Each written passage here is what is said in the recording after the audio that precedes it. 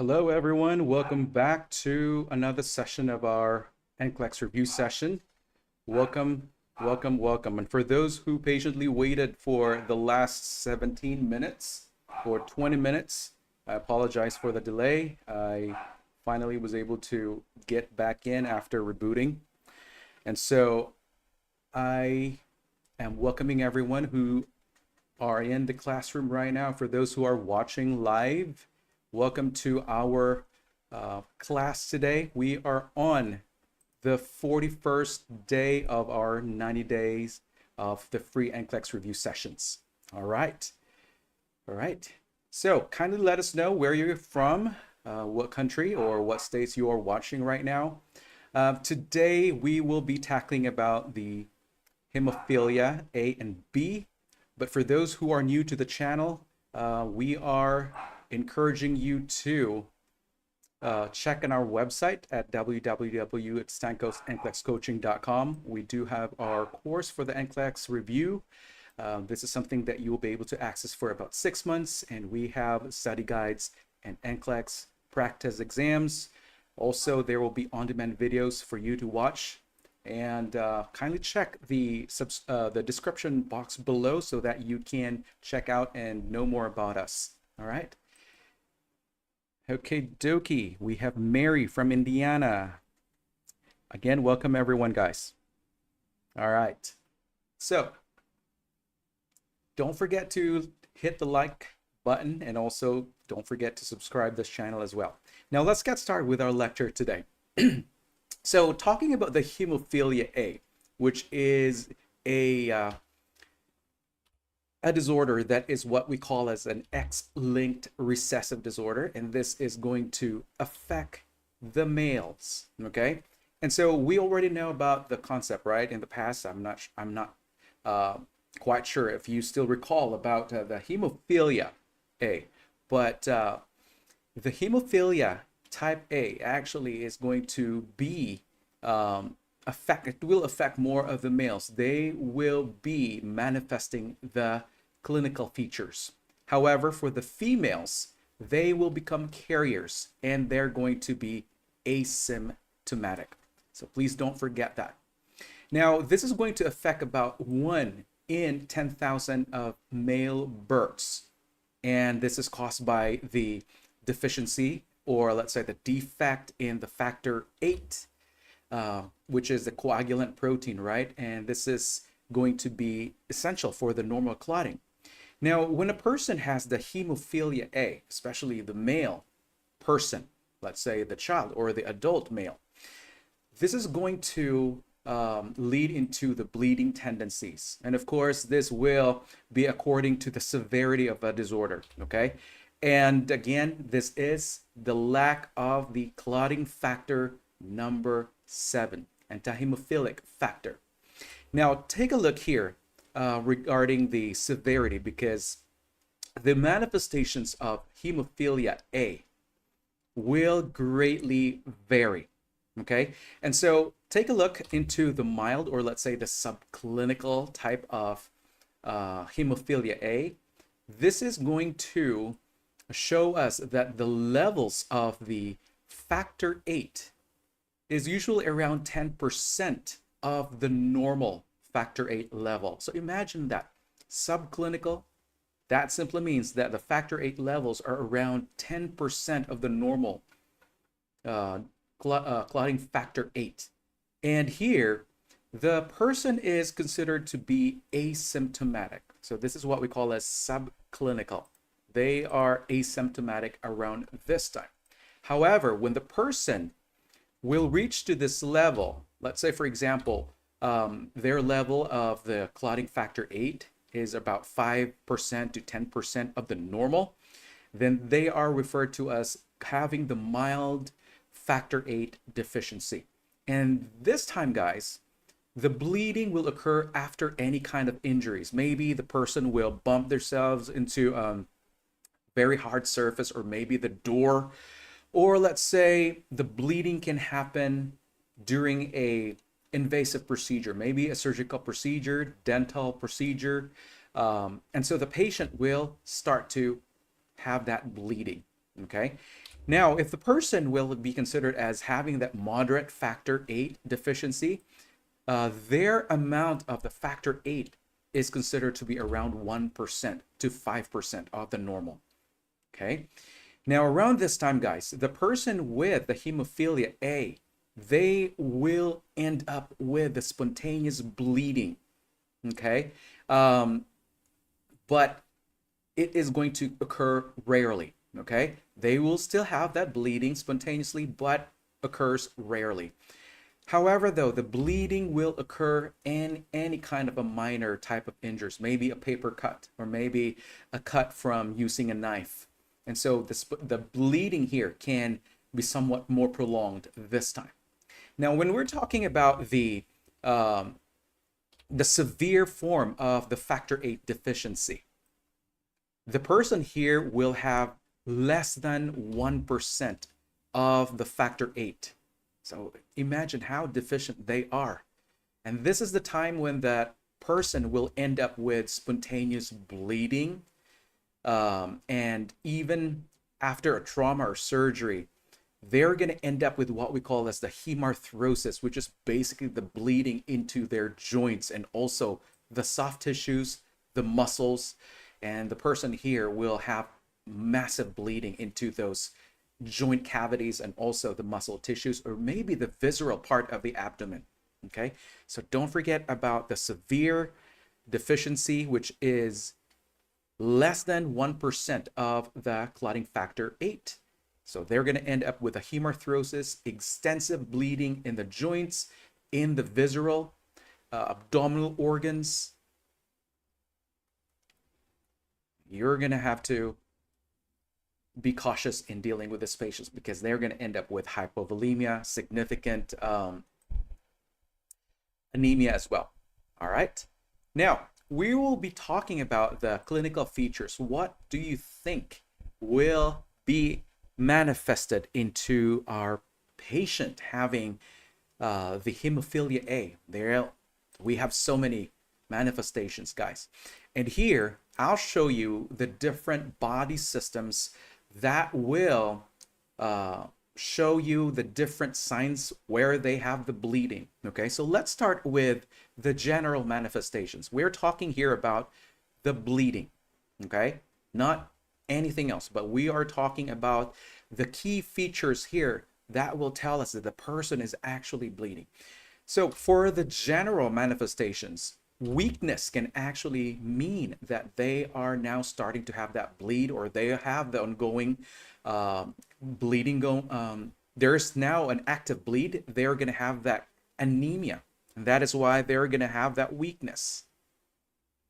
A considerable drop of the hemoglobin, or the red blood cells, will make them so weak they will get fatigued easily. All right. So take note of the counts that will be decreased this time, and the person will end up with orthostasis. So what is this? Basically, the patient here will become hypotensive, orthostatic hypotension, because of the significant blood loss. There is a drop in the blood pressure, but as part of the compensation here, their heart rate will go up. Okay, so there will be increase in the heart rate, tachycardia. All right, so don't forget about the concept of how to properly measure a patient's orthostatic vitals. Okay, don't forget that. I'm not going to repeat that because that was quite extensive. Now, talking about the next system that will show us that the patient is actually bleeding, especially in the musculoskeletal system. Again, remember about that term I said earlier, hemarthrosis. This is the critical sign of bleeding in hemophilia. Hemarthrosis, which is bleeding into the joints. It will be extensive. It will allow collection of the blood into the spaces in between the knees, the joints, not just the knees, but any other joints that may have the injury. And so what are those signs what do you call this, musculoskeletal bleeding? Well, what you can see here, or you can appreciate, will be the tingling. Why is there going to be tingling? The reason for that is because the nerves are actually getting the bulk of the amount of the pressure accumulating inside those joints. So they're going to have that tingling sensation. And this is caused by the pressure on the nerves from the blood accumulation. Pressure on the nerves due to blood accumulation. So don't neglect the tingling sensation in a patient that has hemophilia. They're also going to have that warmth sensation. This is because of the inflammation and increase in the blood flow into the area. Okay, that is the warmth, the crackling sensation.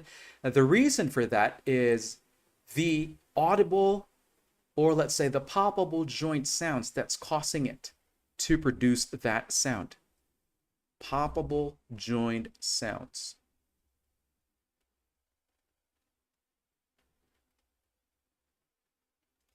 And again, this is because of the increased blood flow and collection of blood into the joints. Now here we're also going to have reports of pain from the patient, of course, with the injury and also the collection of fluid inside those joints.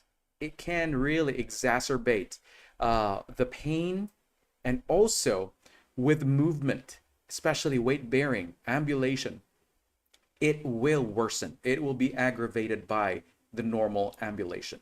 Now, the patient will also complain about the stiffness, and this is because of the swelling and the blood accumulation into the joints.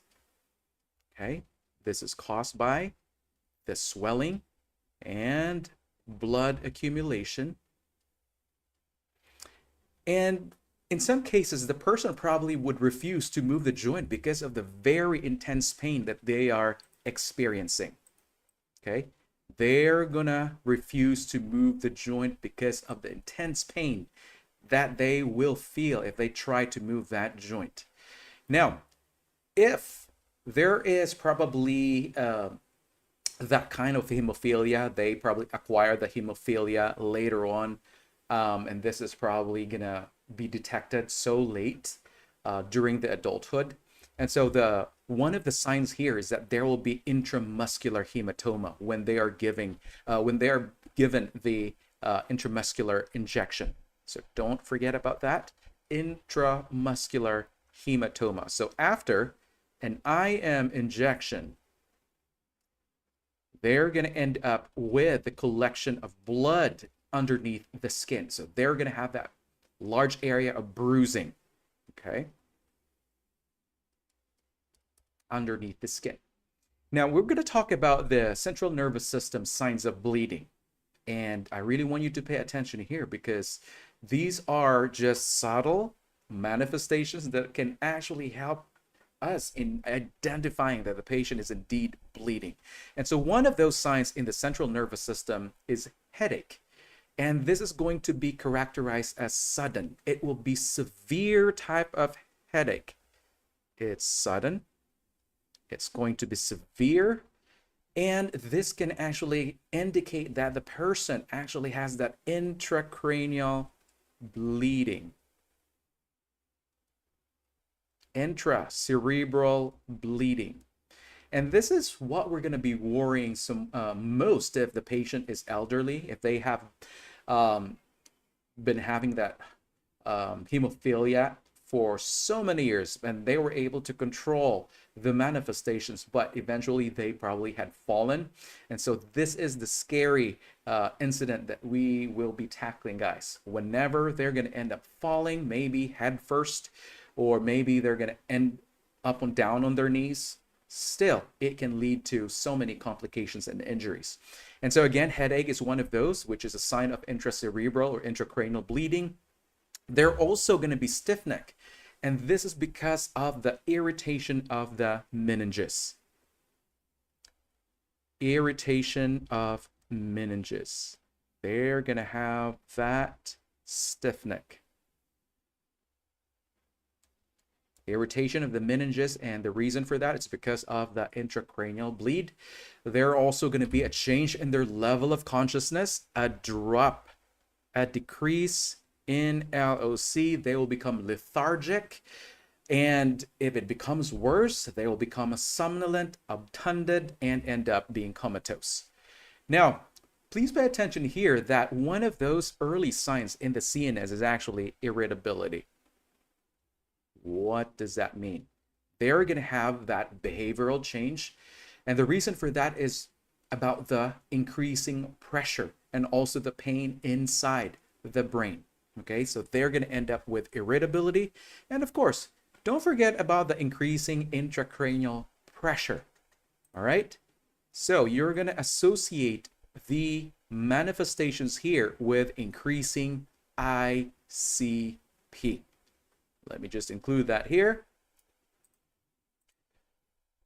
Increasing ICP manifestations. So there will be what? The elevation of, there will be bradycardia. There will be now an elevation of the systolic blood pressure. However, the diastolic pressure will go down. And there's also some nausea. They'll be vomiting as a result to the increasing intracranial pressure, I should say.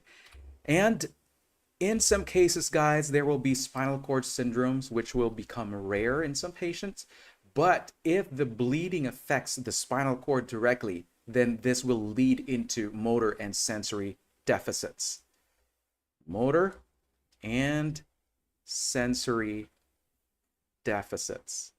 So our patient will probably end up with some partial paralysis or maybe quadriplegia according to the levels of the spinal cord. And let's talk this time about the manifestations in the genitourinary tract if there is bleeding.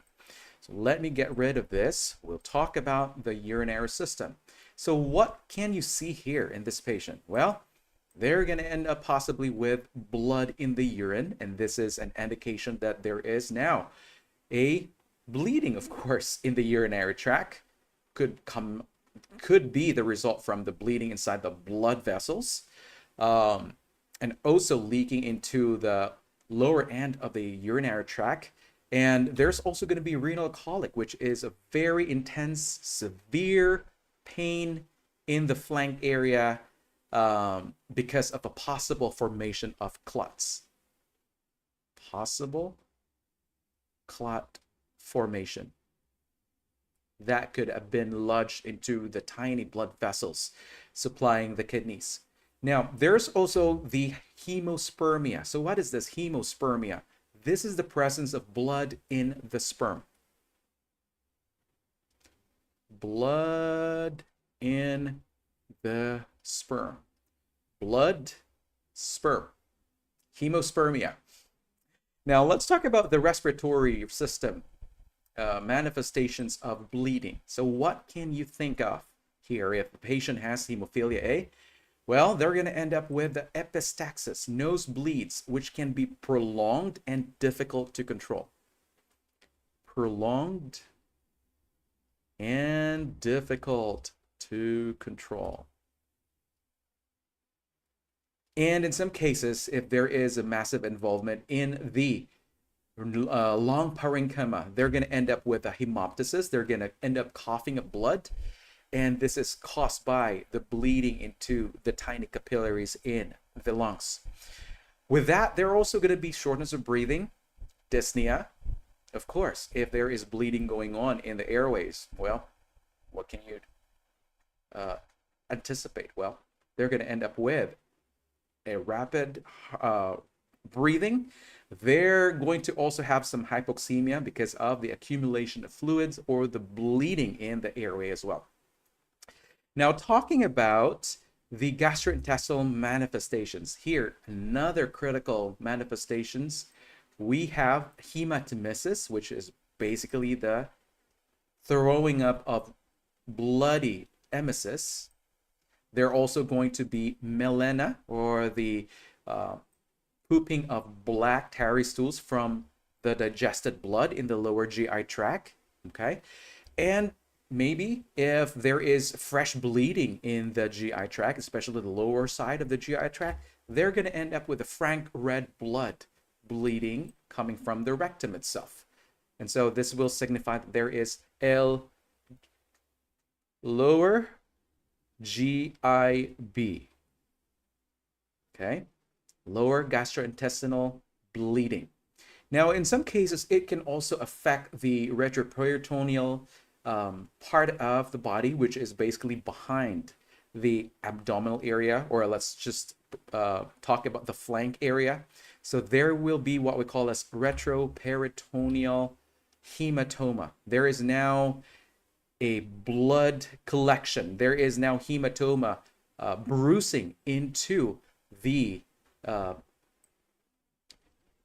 section of the muscle behind the anterior abdomen. So there is what we call as retroperitoneal hematoma, and this could be result to an active bleed coming from the kidneys as well. Okay, kidney bleeding.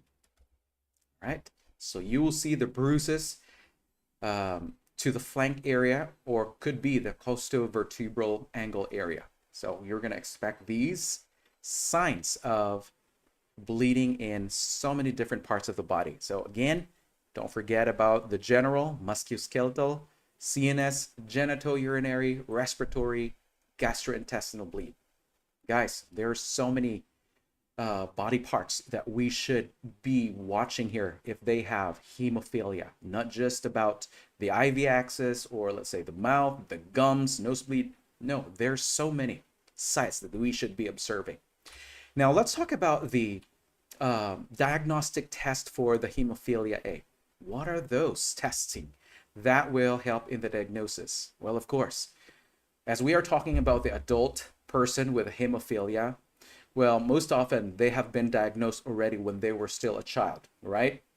Yeah, we just want to get a little bit of a background here. Maybe you have forgotten about the hemophilia during the childhood. So one of those testing here is to do the carrier testing. So what is this basically? Well, that's the ratio. The carrier testing basically will help find out if the female carry the gene for hemophilia. And if the ratio is less than 0.7, then they are considered to be carrier of the disease. They are carrier of hemophilia A. Now, how is this testing going to work? Well, it will measure the ratio of the factor, which is factor number 8, clotting factor number 8. Again, it will measure the ratio of factor 8, coagulant activity, to the von Willebrand factor, VWF, okay, which is basically the von Willebrand factor or VWF antigen. So if the ratio is less than 0.7, then that female person is considered to have to be the carrier of the gene. Now let's talk about the testing here as far as the PTT, or the partial thromboplastin time. This is going to be elevated this time, or prolonged, which will be greater than 25 to 35 seconds. It will be greater. As I've said, it will be prolonged. And so this will now indicate that the person has a problem with that clotting factor. There is hemophilia. But again, we still have more tests to identify this patient, right? Now, another testing here is the low factor 8 coagulant level. So what is this? It is going to measure the level of factor 8 in the blood. Measures the level of factor 8 in the blood. So if the level now is low, it will confirm the diagnosis of hemophilia A. Okay. Now another is to test for the inhibitors. Guys, please pay attention here. The testing for inhibitors is intended for those patients that are already diagnosed with hemophilia. Okay. The reason that I included this kind of test is to determine if the person who has been treated with the factor 8, let's say, for example, if they have been given the factor 8 product the whole time, let's say even during their childhood, okay? So they are receiving the factor 8 the whole time. But eventually they might develop antibodies which will now be used against the transfused, or let's say the infused factor 8.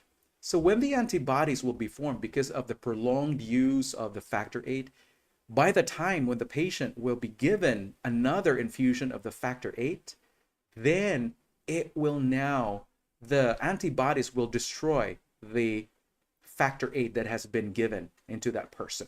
So the inhibitors basically will neutralize the factor 8. And so this will now render the medication ineffective, okay? So the inhibitors will now attack the factor 8. It's no longer going to be effective for this patient. And it will be much more complicated because the person will probably not respond to the therapy anymore. They will end up bleeding. And so the testing of the inhibitors will take place. So what are these testing for inhibitors? What are these type of tests? Well, one of those is the Bethesda assay. I'm just going to give the name, but we're not going to go deeper. So the Bethesda assay is basically the gold standard for determining the antibodies have been formed by this patient. Okay, so that is the Bethesda assay. So if there is now elevation of the value, well, that simply means that the person now has developed way too many inhibitors in their body.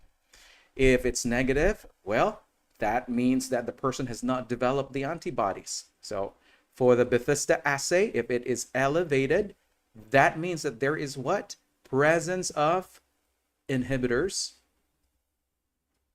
caused by the antibodies. If it is negative, that simply means that there is no inhibitors being formed by the body. No antibodies developed if it is negative. So that's for the Bethesda assay. All right. So moving on to the next one here. Let me clear this one because this is getting busier. So we have the test, the Bethesda assay. I'll just include the other one. The other one is what we call as the Nijmegen modification. So this is also going to detect the inhibitors, and it will be more sensitive in some cases, particularly the low titer inhibitors. But again, if there is elevation of the values, that simply means that the person has developed antibodies. And if it's negative, well, that's a good indication. There's no antibody formation. Now, let's talk about the imaging studies for the acute bleed. Basically, this is only going to be a supportive testing to identify if the patient may have some injury, maybe bleeding as a result to a fall or maybe an accident. So this is not really to help the diagnosis of hemophilia A. This is only to help determine if there is massive bleeding in any part of the body. Okay, so what are these imaging studies, guys? Well, the imaging studies will include the head CT scan without contrast. And the reason that the head CT without the contrast is the better choice, because when the person will have let's say a fall, and they probably reported that, hey, I fell at home, I hit my head on the floor. And so the without contrast CT scan will be the main choice because it will be done so rapidly. There is no risk of, let's say, no risk of injecting a contrast media into the patient once there is really a immediate need for us to check the patient's brain to see if there's any bleed. So there is less delay in performing this procedure. Less delay, because there's no contrast. Okay, as we remember, guys, when we are going to send the patient to a CT scan of the brain or maybe CT scan of any other body tissues with contrast, it will delay the test because we still need to screen the patient for any sensitivity, allergy to the medication, or maybe they had an adverse reaction to the radiopaque dye. And so the CT scan without contrast will be the better choice this time, especially if we need a rapid information, a good information if there is a bleed going on inside the brain. Okay, now let's talk about the MRI of the brain. So this is going to give us better detail, much more of information into the injury inside the brain. Also, it can identify small bleeds. Can identify small bleeds. Okay, and of course the MRI that can be done also into the peripheral parts of the body. MRI of the joints can also be used, and this is to help out in checking if there's any bleeding, maybe in the spine area. Okay, or it could be in the joints. Maybe the patient had a very slight kind of injury and we really want to investigate if the patient has a small bleed going on. Now another is ultrasonography. Ultrasound can be helpful in determining if there is collection of blood inside those joints. And another testing we have is going to be the radiography or the regular X-ray. This will be useful in determining collection of fluid, but as what the literature had said in so many sources that I have found, the radiography will not really give clearer answers compared to the other imaging studies that I've mentioned. So radiography will be somewhat kind of less helpful, but it can still help in the diagnosis, but not as helpful compared to the other testing. Now, we are going to talk about the treatment of hemophilia A. So what is going to be the gold standard? Well, we're going to think about the prophylaxis. So what is that? Prevention is the key here. So if the patient has already been diagnosed that, hey, they have hemophilia A. And so the goal of treatment here is to administer infusions of the factor VIII in order to maintain adequate levels of the clotting factor in the blood. To maintain adequate clotting factor VIII in the body. So that's basically the goal for the prophylactic treatment. And this is going to be very common, especially for those kids in the pediatric population. The prophylaxis type of treatment will be much more common because they are prone to so many injuries. They're going to be prone to ending up on their knees. They're playing, they're so active, they don't really know the restrictions that they're supposed to be on. And so the prevention here will be more on the children because of the higher incidence of possible injury. Now, I didn't say that the prophylaxis is not going to be applicable in adults. It can still be applicable, but it will be much more common in children. I'll just put it right here. More common in children because they are known to have more injuries, right? They are so active. They would run around. They don't really understand the restrictions. And the purpose for the prophylaxis really is to prevent the spontaneous bleeding, okay? Especially for those people that have the severe form of the hemophilia, those that have the less than 1% of the clotting factor VIII, okay? So what is the purpose here? Prevent spontaneous bleeding. Actually, I should have skipped this one yet because I still have more to tell you guys. Now, another kind of treatment that will be offered to the patient with hemophilia is the management of the bleeding episodes.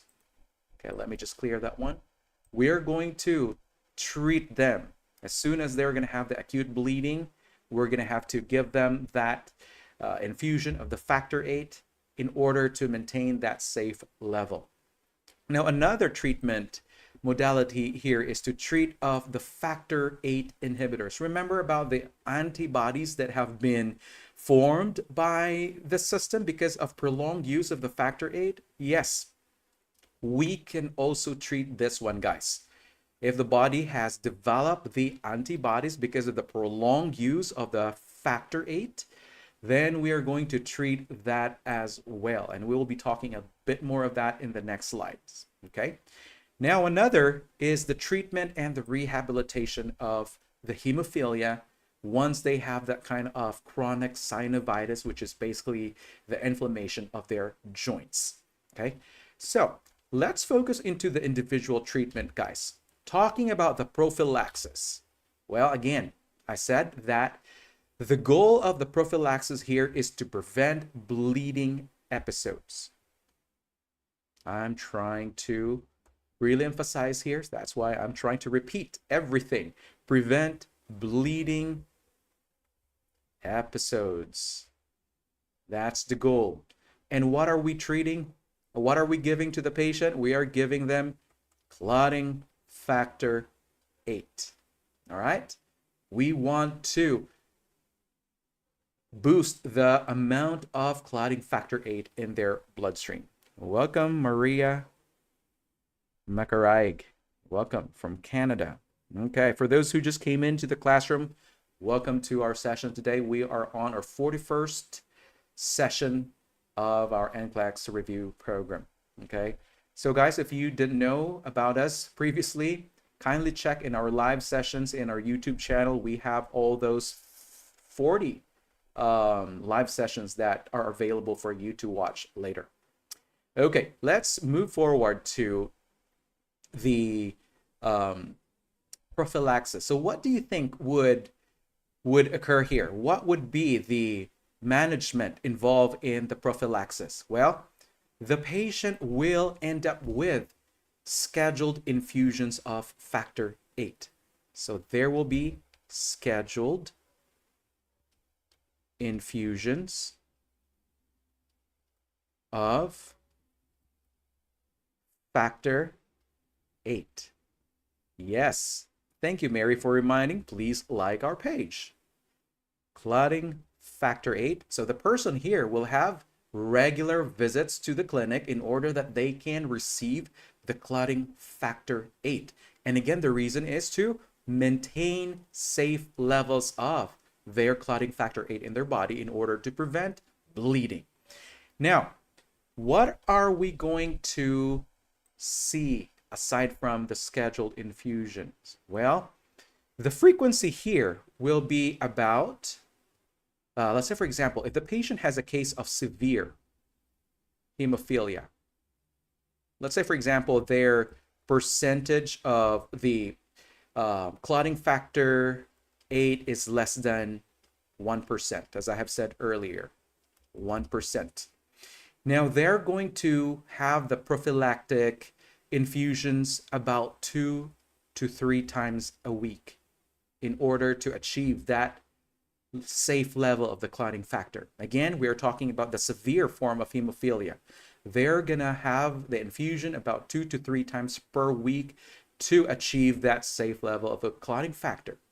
Now, some other patients probably would end up with much more frequent infusion, maybe up to every other day, and it's going to be dependent on the bleeding, the severity of the bleeding. Now, if we're going to talk about those patients that may have the moderate hemophilia, what do you think would be the frequency for their infusion? Well, they might require to have the infusion at least 2 to 3 times per month. According to the literature, they will require the infusion at least 2 to 3 times per month, and this is to prevent bleeding episodes. And again, we're talking about the moderate. Now, there's also what we call as on-demand treatment. So what is the on-demand treatment?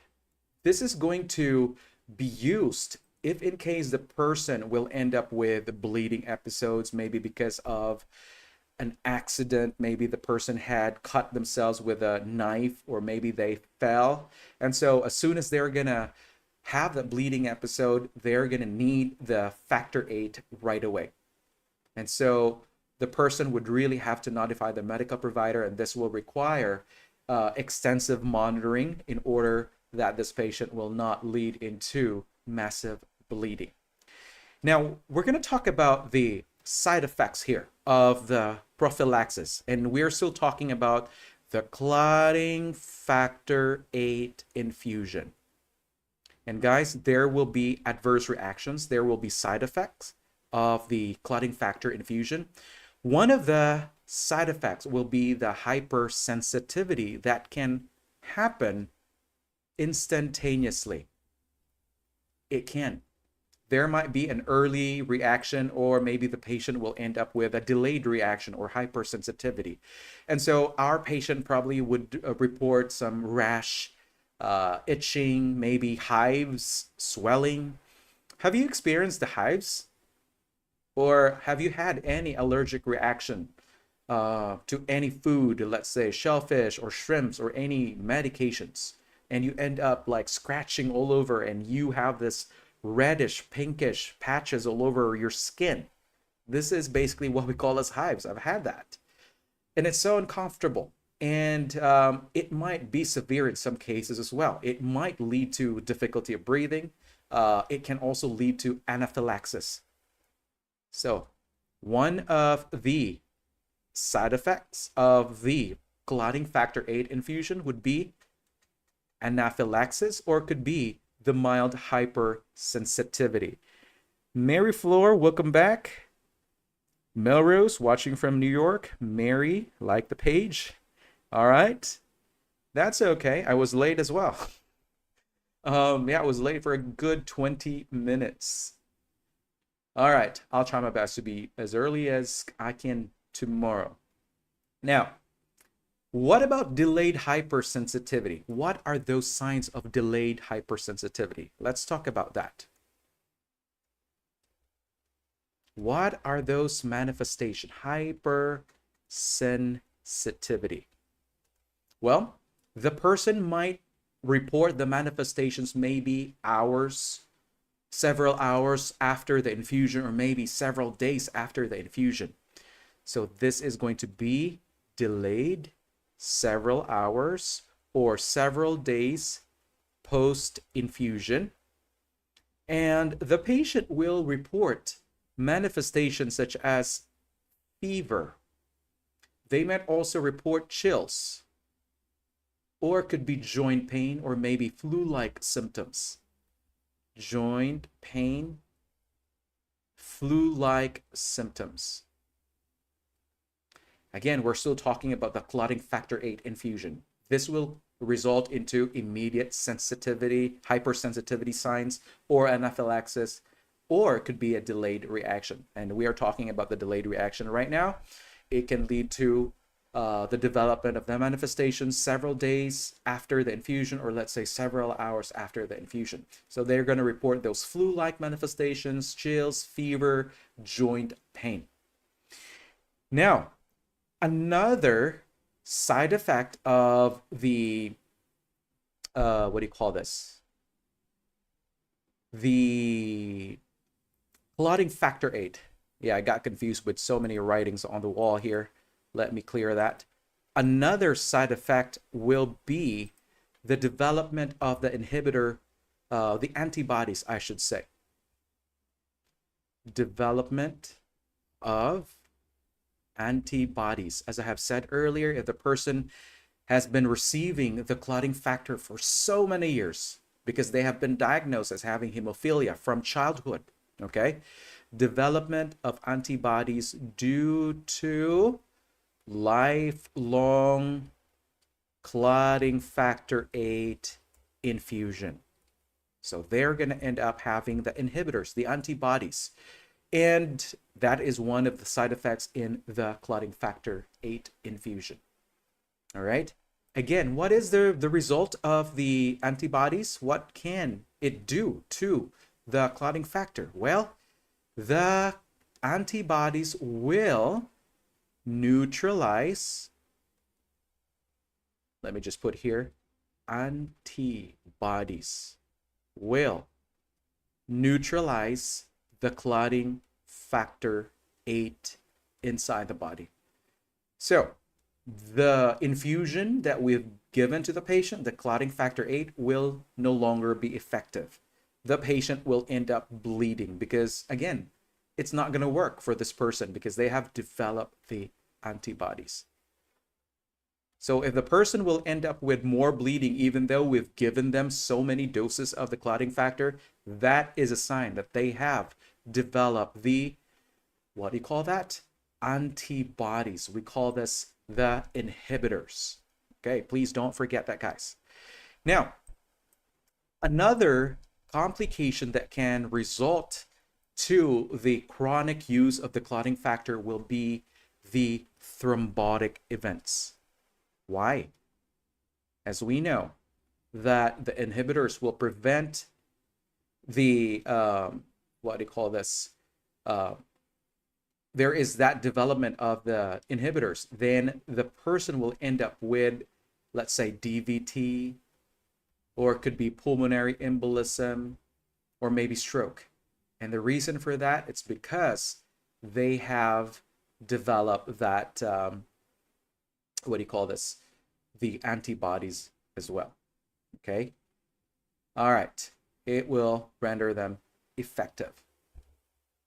Now I'm trying to explain, what I'm trying to explain is actually the ineffectiveness of the medication already. And so they're going to end up with the thrombosis. Now, another thing that might happen to the patient with the clotting factor 8 is the possible infection.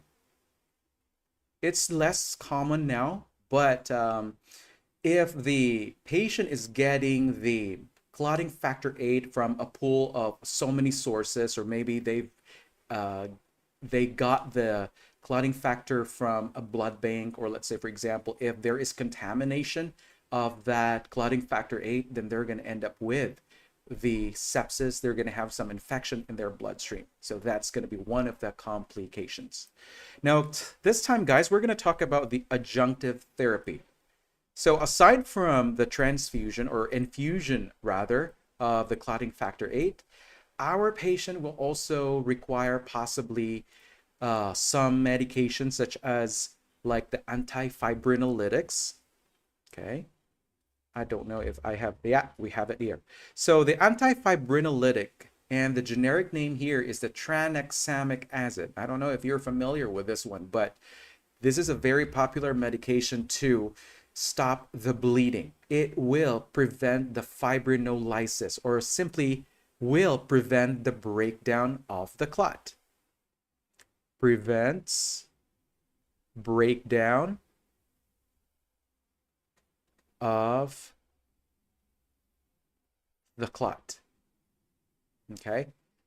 Now, so this is a therapy that will actually be needed, guys, in case, for example, if the person may end up with, let's say, a dental procedure or any kind of invasive procedure that may cause bleeding. They will require to have to get the antifibrinolytic agent, or the tranexamic acid. Invasive procedure to prevent bleeding. They're going to need this one needed before the dental procedure or any of the invasive procedures. Okay, and this is to prevent untoward bleeding. Okay, so don't forget about the antifibrinolytic agent, tranexamic acid. Guys, we have another medications that you probably would be surprised. Why is it ordered for this patient? And one of the medication I'm talking about is the desmopressin, or known as the DDAVP, which is basically an antidiuretic hormone. Okay, so don't forget about the desmopressin, or known as the DDAVP. This is a synthetic hormone that will be used to treat mild hemophilia A.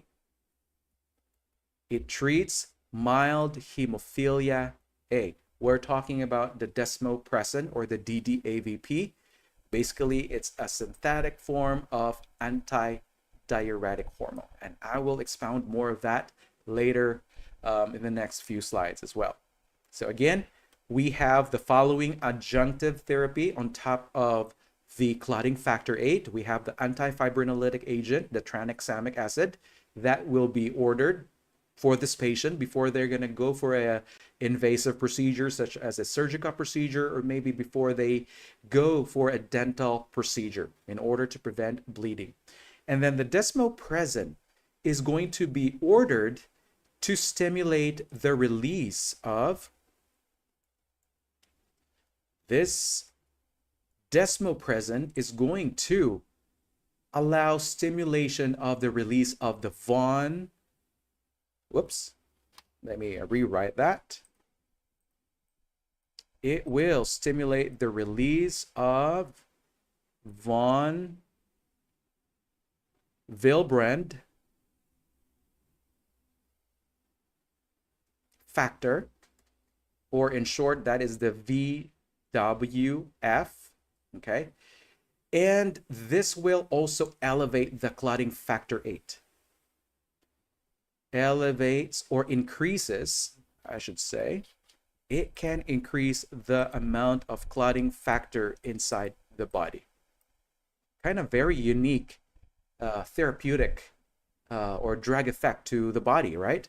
Because first, the desmopressin will now stimulate first the VWF factor, which in turn will cause increase in the clotting factor 8. So it's like a prodrug, which will kind of like go into different stages before it can actually achieve that desired result, which is to increase the clotting factor 8. All right. So it's kind of special, guys, desmopressin. But remember, this is an antidiuretic hormone. We will talk more about the side effects here later. And again, this is antidiuretic hormone that can cause the reabsorption of the fluids. This can lead to hyponatremia. So there's a different kind of mechanisms that can occur once this patient will be getting the antidiuretic hormone as well. So we'll talk more about that. Now, what else are we going to do in a patient with a hemophilia? So for example, if they're going to end up with an active bleeding episode, what are we going to do? Well, we are going to give them the on-demand clotting factor replacement. We're going to give them the infusion, right? And this is to stop the bleeding and also to minimize the tissue damage. Again, this is going to be indicated during acute bleeding episodes. For example, if they had fallen, maybe they had injured themselves, then they're going to require the on-demand type of clotting factor infusion.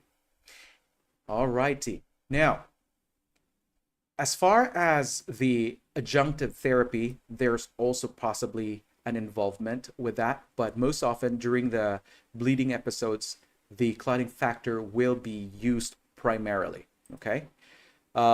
So we still have the hemostatic agents. One of those will be the recombinant factor 7A, which is basically the plasma-derived factor, the recombinant factor, I should say. And there's another product we call as the plasma-derived factor 9, which is a concentrate, okay? So this will now kind of bypass, these agents are what we consider as bypassing agents that will be used for the hemophilia A in order to promote clot formation. To promote clot formation. So we have the recombinant factor 7A and the plasma-derived factor 9 concentrates. They are going to be effective in treating during the acute episodes. All right. Now let's talk about the, what do you call this? I think already we talked about the side effects, right? I want you to recall, what are the side effects of the clotting factors again? Factor 8, I should say. Remember about the development of antibodies, right? Or inhibitors, which will render the infusion or future infusions to be ineffective. So the development of antibodies will be one of those side effects, and the other one is the thrombosis. Now, guys, let's jump up here. We're going to talk about the treatment for the factor 8 inhibitors. So, like I've said earlier, this is caused by the development of antibodies. So how are we going to treat this complication in order that our patient will be responsive to the therapy? Well, one of those main pharmacotherapeutic agents will be with the use of the immune tolerance induction. So what is this? Basically, this will involve the administration of high dose of the factor 8. So our role here is we will be administering high dose of clotting factor 8. This is what we call as immune tolerance induction. We are giving higher than normal doses for this patient.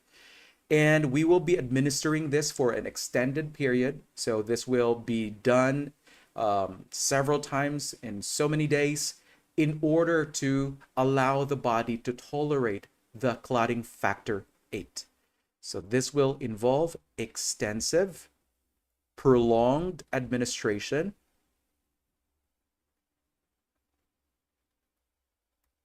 of the clotting factor 8. So it will be repetitive. And the goal here is to help the body tolerate the clotting factor 8. The goal to help the body tolerate the clotting factor 8. So this will eventually reduce the inhibitor levels. So it's kind of weird. Actually, this is quite new to me as well. I've never heard of such kind of mechanism when I was like a brand new nurse. That was like 25 years ago. And so, yeah, this is quite like a new development as far as the treatment of the antibodies itself, which is basically the administration of the clotting factor itself, which is kind of like odd, but it seems to work.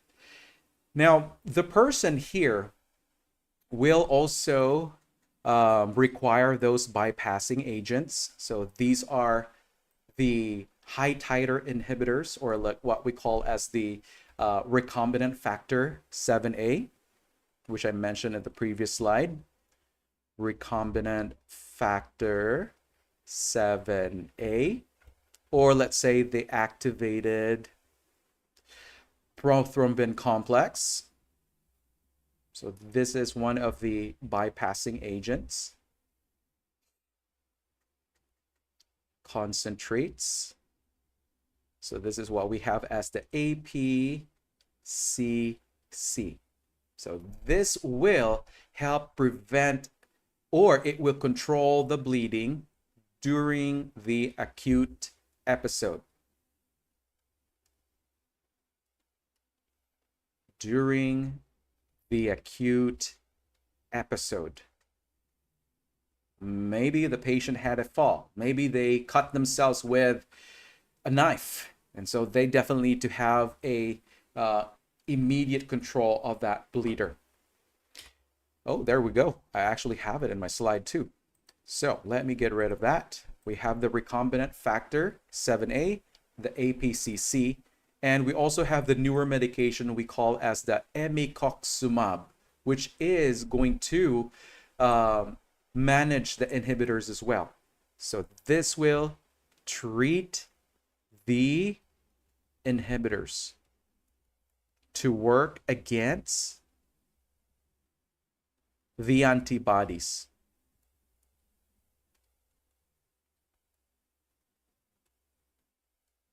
Okay. So in turn, we're going to expect that the patient will have less bleeding because it's attacking the antibodies that caused the problem, and there will be much better outcomes for this patient. Okay. So the medication imicoxumab will treat the inhibitors formation, and also it will work against those antibodies. How are we doing, guys? I hope that you are digesting this, because these are actually kind of like not even in the nursing reviewers. Have you heard about this kind of therapy? I just want to make sure. Have you seen this kind of therapies in the NCLEX textbooks? Okay, let me know. All right, so these are your treatment modalities for the patient that had developed the factor VIII inhibitors. Now, we will be talking about the treatment for this person, especially when we are trying to help them during their rehabilitation, especially if they had the chronic synovitis. So we are going to treat the patient's chronic inflammation and also the extensive damage to the synovial membrane because of the recurrent bleeding episodes that they have encountered. So what do you think would be involved here in the rehabilitation of their hemophilia and the synovitis involved? Well, we're going to have to promote joint rest and protection. So there will be some form of immobilization, I should say. We are going to promote immobilization during the acute bleeding. There will be limitation of range of motion during the acute bleeding to prevent further trauma and inflammation. So we're going to promote this one, immobilization, and we're going to limit range of motion during the acute phase. All right. We need to educate the patient about this one, or else they're going to end up with more trauma and inflammation. Now, we're going to talk about the physical therapy as well, which will be done as soon as the patient is much more stable. And so this is going to involve possible exercises, stretching, in order to allow strengthening the muscles and also to prevent contractures, right? So this is going to be done once the patient is more stable. They're not actively bleeding, okay? Only done when the patient is not actively bleeding. But the goal for the physical therapy for this patient is to what? Prevent contractures. Because there's going to be misuse or like disuse syndrome with the limited use of the muscles when they're in bed rest. Then this can lead to contractures. And so we're going to have to prevent that by letting them go through the physical therapy as soon as they're much more stable. Now, another treatment will be the administration of analgesics. And we are talking about those analgesics like acetaminophen, okay? Or those non-steroidal medications will be avoided, okay? Avoid NSAIDs, aspirin, what else? Ibuprofen, naproxen. So those medications need to be avoided because they will affect the platelet function, especially the aspirin, guys. No aspirin, no NSAIDs. We're going to treat the patients with the acetaminophen, but if their pain is so severe, maybe they're going to get the opioid type of medications as well. All right? Opioid meds to control the pain. Now, another treatment that will be involved in the rehabilitation will be the joint aspiration. So what does that mean? Then our patient will undergo removal of the excess fluids in their joint. This is going to be done in a surgical set up in order to prevent contamination of the site.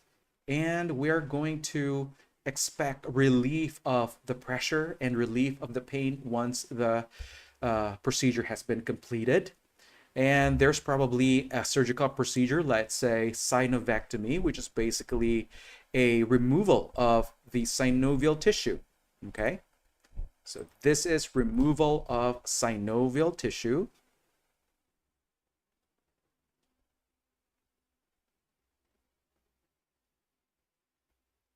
And this is only indicated if the patient had chronic inflammation that has not been responsive to any of the therapies. So definitely will require removal of that diseased tissue to improve or to alleviate the manifestations. Now, another procedure that can be helpful to the patient is the administration of the intra-articular injections. And we are talking about the administration of steroids. And this is going to help reduce the inflammation and also to reduce the pain. Reduce pain and inflammation.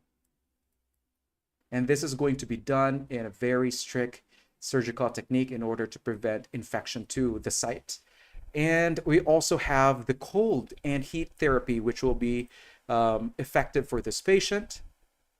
Let's put that here, cold and heat therapy. And this is going to relieve some pain of our patient into that affected joint, okay, in order to reduce the inflammation and also improve joint function. To reduce inflammation and improve joint function. Reduce inflammation and improve joint function. Okay. So that's about cold and heat therapy, guys. All right. Are you guys ready to do the exercises? Not quite? All right, let's move forward to the nursing management before we go to the exercises. Well, the nursing care here that will be involved will be much more comprehensive than you know of. And so, as I have said earlier, with the different modalities of the treatment, we have the prophylactic type, we have the management of acute bleed, the management of the formation of the inhibitors, and also the management, especially for the rehabilitation. So this will really encompass so many aspects of nursing care. And as we all know, it will always start with the assessment, right? Assessment. We're also going to have to do our critical thinking. We need to make sure that we are really analyzing what really is the priority for this patient, right? So that we can plan properly the appropriate nursing interventions. And so for the hemophilia, we are going to include here our patient and family education, because the family will be also helpful in administering the therapy when the patient is at home, okay? And so that they will know for sure the information about the disease process. They will know about the manifestations, the symptoms that they need to report to the medical provider, and so that they will be compliant with the therapy as well. So education is very important, okay? Now, talking about the prophylactic care, or let's say psychosocial support rather, it's very important because this is going to be a debilitating type of problem. The person will be probably emotionally distressed because of the limitations from doing any more of the active lifestyle. And so we're going to have to offer them the counseling and also to address emotional aspects so that they can cope with a chronic illness. Now, as far as the prophylactic care, as I've said earlier, it will involve the administration of the factor VIII, the infusion, which will be on demand, or it could be scheduled 2 to 3 times a week, or it could be every 2 to 3 times a month. And so there is that prophylactic care, administration of clotting factor 8. Okay, don't forget that. And aside from the administration, we're also monitor the patient for their levels of the clotting factor. Monitor levels of clotting factor 8. We definitely need to do that, because if we are not going to test our patient's blood, then we will not know if the therapy has been effective.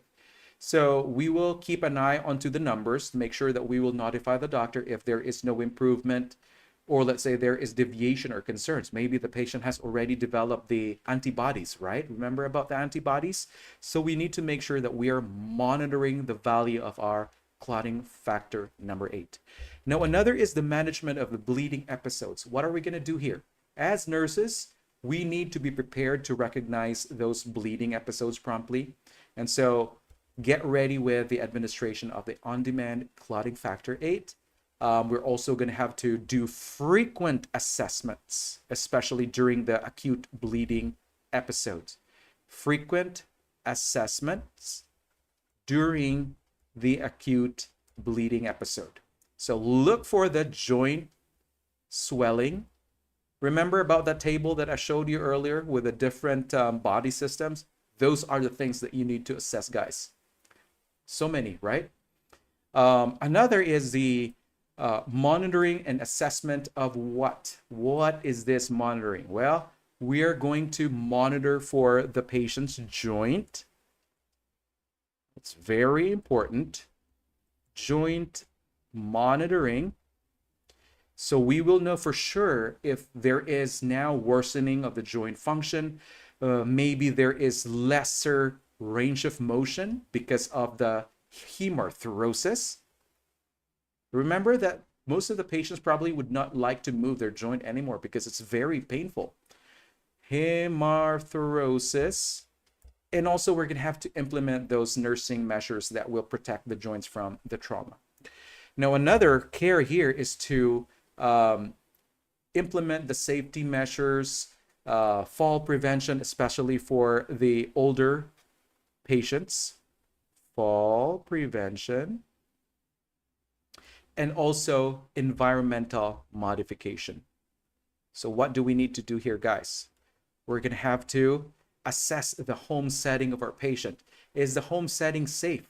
Or does the patient need to go upstairs several times in a day? Yeah, that's going to be a risk for this patient. Environmental modification is very important. Okay?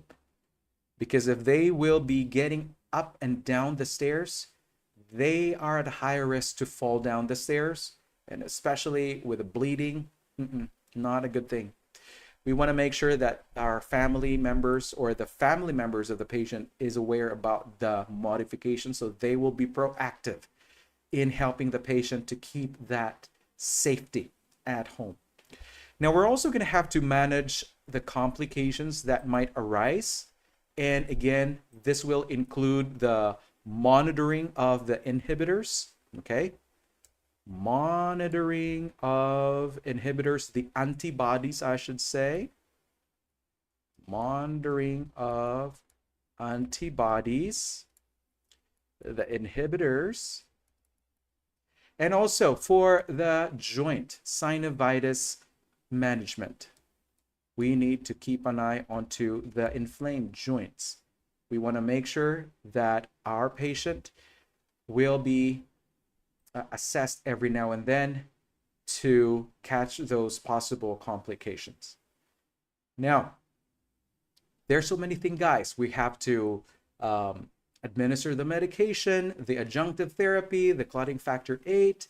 What else? We're going to have to coordinate the care with other healthcare team members, physical therapy. We're going to have to collaborate with them, the social worker, and other care professionals that will be involved in the patient care as well.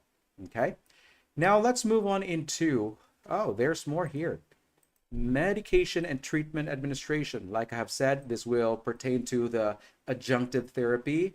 It will also pertain to the clotting factor administration, the on-demand, the Schedule 1, especially if there is an acute bleeding going on, then definitely we need to administer that. And again, coordination of care. This pertains to collaboration with the other healthcare team members, the physical therapy, and other important members. Health promotion. What do you think would be part of this kind of management? Well, we will promote the patient to achieve balanced physical activity. So make sure they still have that. Their nutrition, make sure that they have balanced nutrition and avoidance of activities that may predispose them to get injuries. So again, that's part of the health promotion. And the immunization will be also part here, especially for those recommended annual, or let's say every 5 years kind of vaccinations, in order to prevent those infections that may complicate the hemophilia A. Now let's transition real quick into the hemophilia B, but I'm just gonna aware you right now, guys, that the hemophilia B is another kind of recessive disorder. Okay, so this is what we call as the Christmas disease, which is actually a genetic disorder, which is kind of rare, and this is what we refer to as the Christmas disease, the Christmas deficiency, Christmas disease, because it lacks the clotting factor number 9. Okay, Christmas factor, or we call as the FIX, or the FIX. All right, hemophilia B is also called as the FIX because of its deficiency in clotting factor number 9. So what is the hemophilia B? Well, like I've said, it is the deficiency of clotting factor number 9, and it is also inherited. It is an X-linked recessive pattern. It can also affect the males. All right, it can affect primarily the males. Females can become carriers as well. Now, talking about the incidence of the hemophilia B, it's going to occur in about 1 in 20,000 male births. And the clinical features are quite similar with the hemophilia A. It will be more of like the bruising, muscle bleeds, but I won't expound because they're quite similar. The severity will also be somewhat in the same pattern with the hemophilia A. There will be certain degrees about the severity. It could be mild, it could be moderate, or it could be severe. And so if there is severe deficiency of the clotting factor 9, then all the more they're going to need to receive the clotting factor number 9. Now, for the diagnosis of hemophilia B, this is going to require testing the clotting factor 9 activity, and also to do the genetic testing in order to identify the person, maybe if they are a carrier, especially for those women. And the person will also require the infusion of the medication, but this is going to be specifically the clotting factor 9, and this is to replace the deficiency of clotting factor 9. What else? The complications of hemophilia B will be quite similar. There's also going to be joint damage. There will be hemathriosis, and also the formation of the inhibitors of factor number 9. So it actually goes the same kind of, yeah, it's very identical to the hemophilia A. It's just like the clotting factor that is deficient here is the clotting factor 9, the Christmas factor.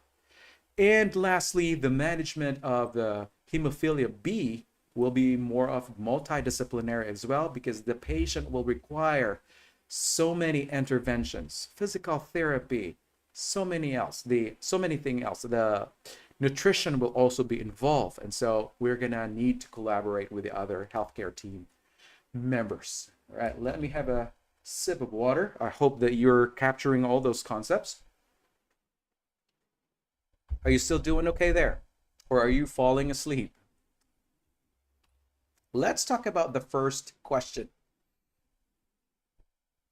Here we go. A 45-year-old male patient with hemophilia A is admitted to the medical surgical unit due to significant bruising and joint pain following a minor fall. The nurse assigned to his care needs to understand the general characteristics of hemophilia A to provide appropriate care.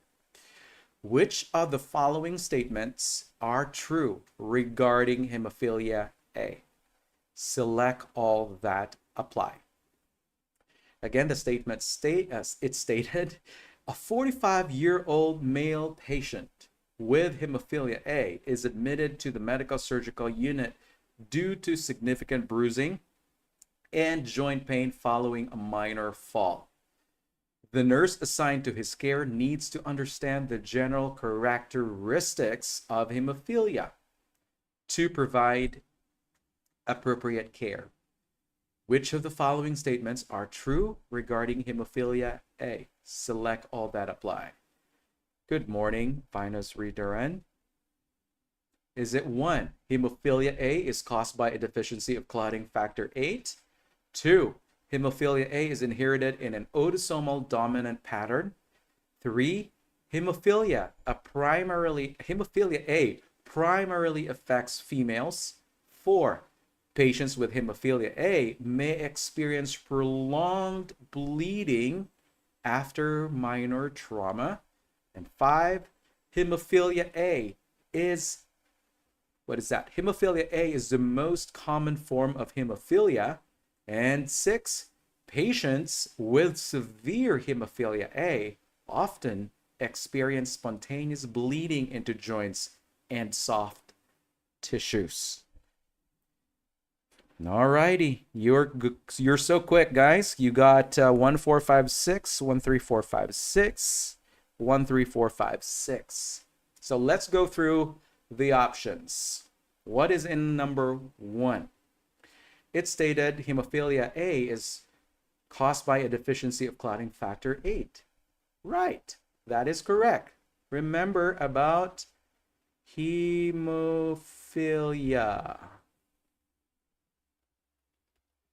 A, clotting factor 8 deficiency, anti-hemophilic factor A. So this is correct.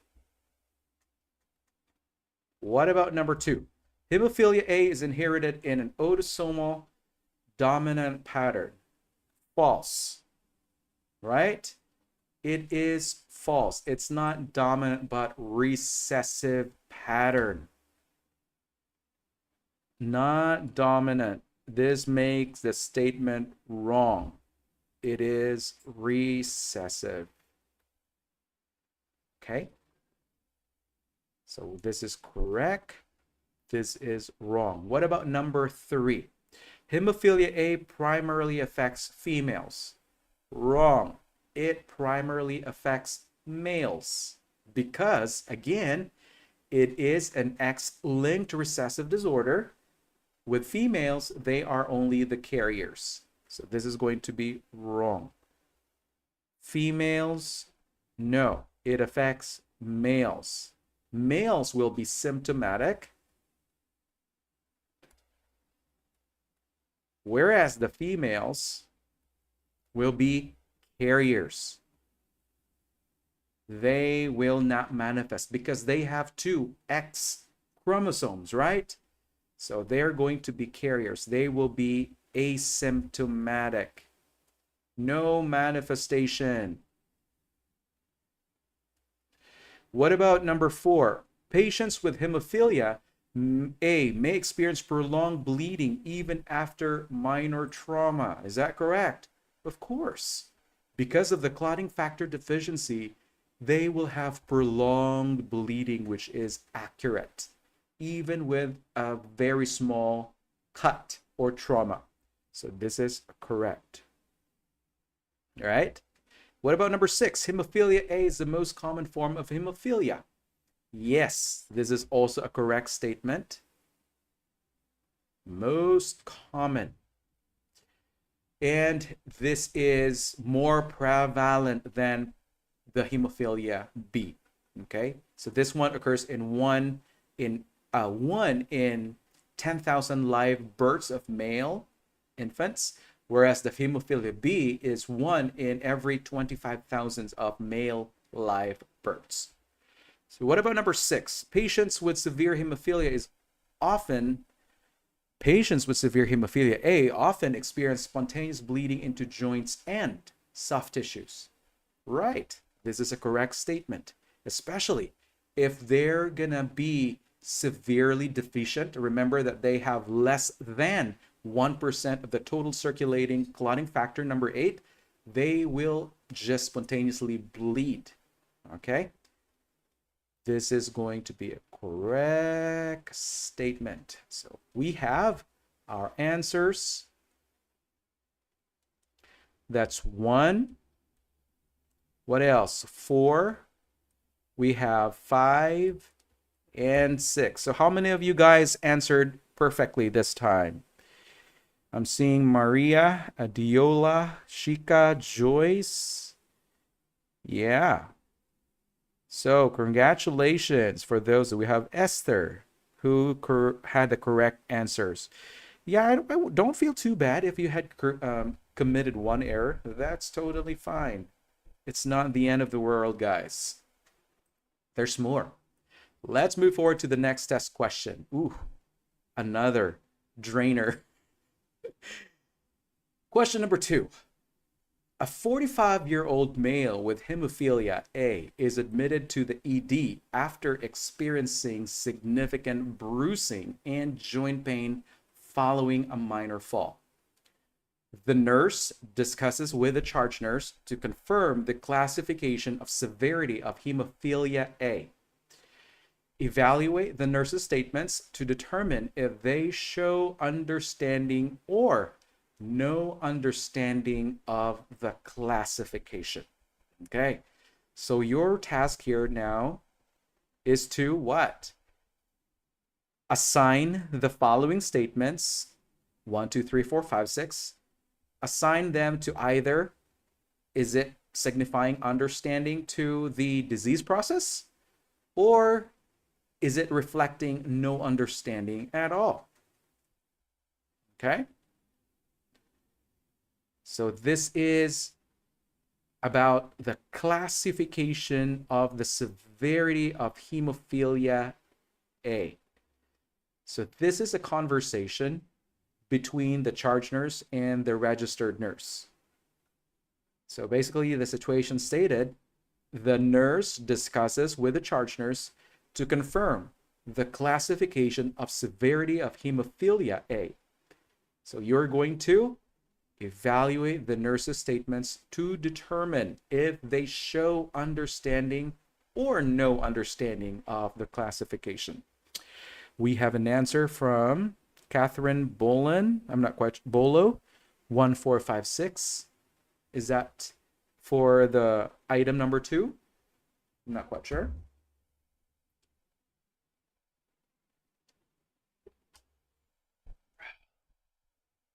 What do you think, guys?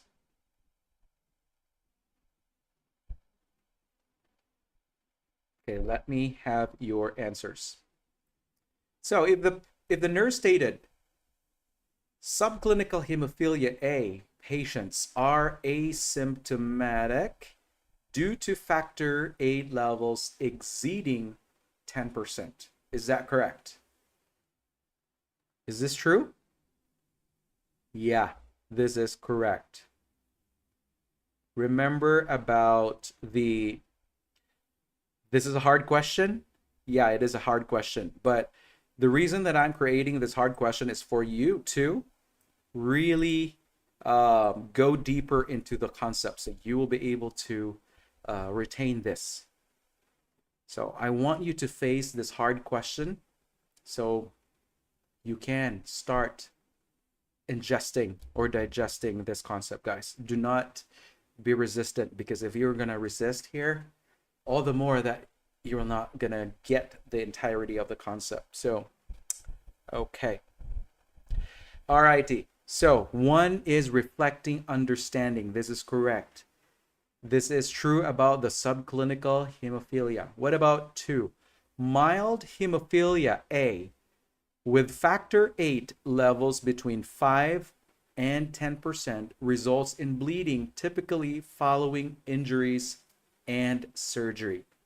So what does that mean? Well, the mild hemophilia A basically is going to be the same kind. Yeah, it is the correct description of the mild hemophilia. There is going to be there will be about 5 to 10%. This is correct. 5 to 10%. And the bleeding usually will happen after they get injured or they will go into a surgical procedure. So this is a correct statement. Understanding. Now, what about number 3? Moderate hemophilia A with factor VIII levels ranging from 1 to 5% may involve occasional spontaneous bleeding, but severe bleeding after trauma and surgery. Yeah, this is also reflective of the correct description, right? Same thing. This is correct. 1 to 5% of the functioning clotting factor number 8. What about number 4? Severe hemophilia A is characterized by factor VIII levels low, below 1%. What do you think about that? Is it correct for number 4? Less than 1%? Yes. And this can lead to frequent spontaneous bleeding and much more into the joints and the soft tissues. So this is also going to reflect understanding. Okay. What about number 5? Those with mild hemophilia A often experience spontaneous bleeding even without injury. Number 5. What do you think about number 5?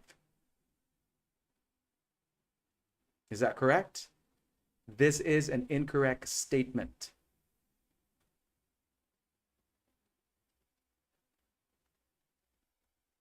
In mild hemophilia, they're not gonna have that bleeding without injury. They will have to have that injury to end up some kind of bleeding. All right.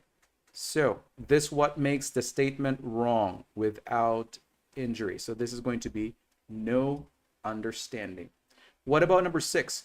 Patients with moderate hemophilia generally generally do not require special treatment or precautions to prevent bleeding. Imagine that. Moderate hemophilia do not require? No, that is a wrong statement. So this is incorrectly suggesting that the patients do not need any treatment. That is incorrect, guys. Incorrect statement. So this is going to be no understanding. So how many points did you get here for this matrix test item? Did you get a perfect score? No? All right, I hope so. Again, we are promoting our NCLEX course through our website at www.stancoast.nclexcoaching.com. We're inviting you to engage with our program. We have so many test questions that will help you build your confidence. We have the on-demand videos available, also study guides. And please check our website as well, and also the description box below. 6 out of 6. Very good. 4 over 5. 4 over 5. What do you mean 6 over 6? There should be like 1, 2, 3, 4, 5. Yeah. 4 over 5. I'm not quite sure where the 4 over 5. Maybe that's another item. Okay, let's move forward to the next test item here. Number 3. Ooh, a 45-year-old male, known hemophilia A. A 45-year-old male with known hemophilia A presents to the ED with complaints of significant bruising and pain after a minor fall. The nurse is assessing the patient for signs of hemorrhage. Now, for the instruction here, guys, for each body system listed below, click or specify the assessment findings that signify bleeding. Okay? So I want you to pay attention into the different body systems and check those boxes or manifestations that will signify that the patient is bleeding. Okay? So I want you to, when you're putting your answers in the chat box, indicate there what system and what manifestations that will be, or what manifestations that can support the bleeding suspicion. 1, 2, 4. Okay. So what do you think about the musculoskeletal system? What are those signs of bleeding? Is it the tingling, joint swelling, restricted range of motion, muscle spasms? For the CNS, we have headache, confusion, lethargy. There's also irritability. For the gastrointestinal tract, we have the abdominal pain, melena, hematemesis, eructation, which is basically the passing of gas.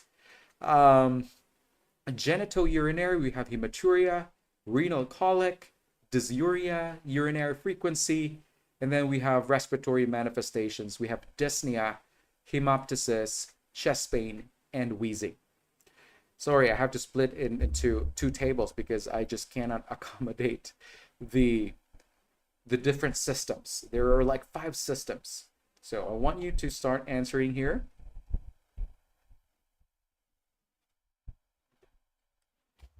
So check those boxes that signify that the patient is indeed bleeding. Mary answered musculoskeletal. You have 1, 2, 3, which is basically tingling, joint swelling, and restricted range of motion. Mary Moyo answered musculoskeletal, joint swelling, ROM. Chica, what's that? TC. Okay. All right, let me start answering here the different body systems. Well, for the musculoskeletal system, remember about the tingling sensation, and this is going to be caused by the impinging of the nerves. The presence of the bleeding, it will cause pressure into the nerves, and so it will alter the patient's sensation. They will have that tingling sensation. Okay, that is one.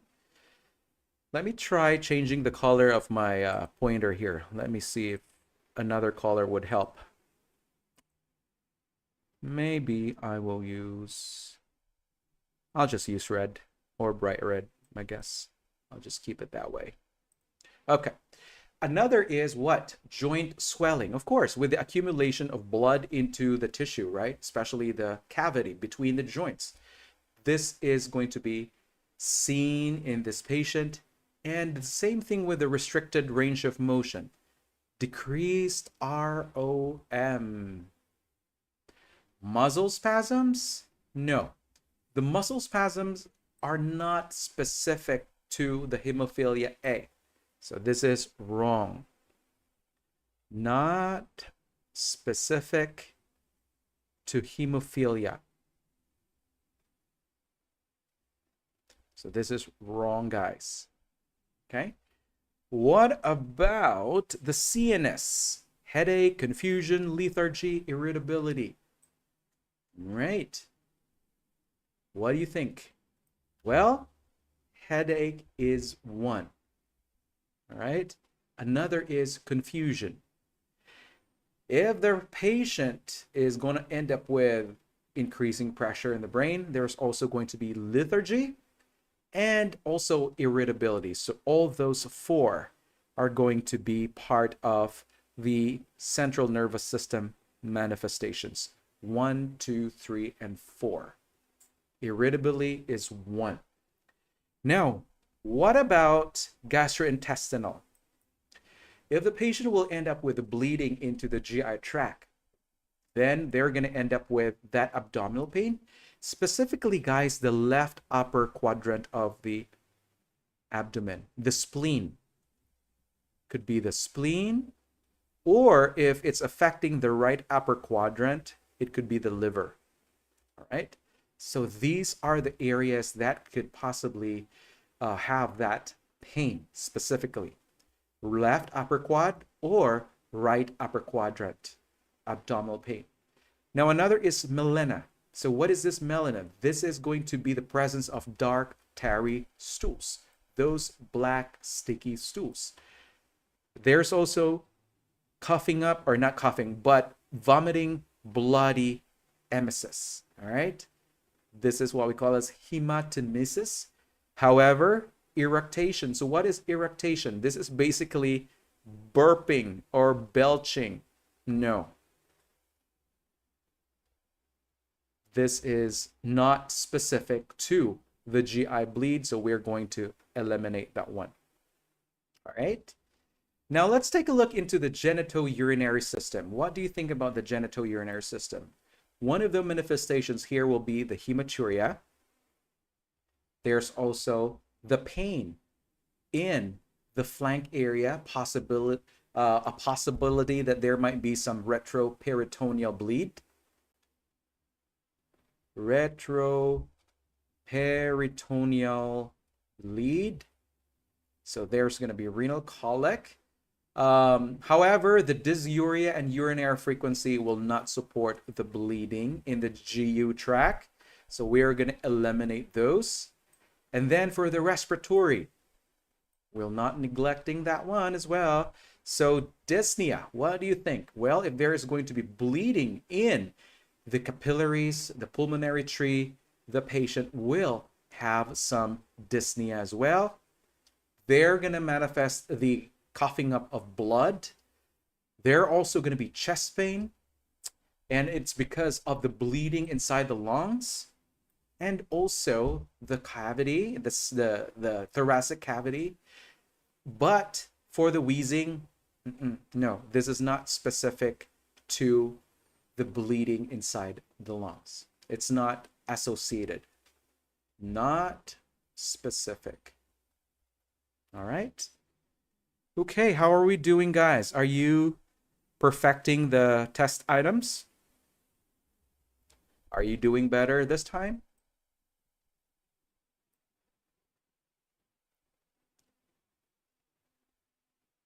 Okay. So how's your skill in answering? Nice. 15 over 15 for Mary. How do you say your last name, Mary? Is it Akugri or Akugri? I hope that I pronounce your name correctly. Better. Okay. Very good. Good to know. Wonderful. All right. Good, good, good. Great work. Let's proceed to item number 4. Here we go. Aren't you traumatized by this color, with this table? Because I'm starting to get traumatized. I'm like, I just hate this screen. Okay, number 4.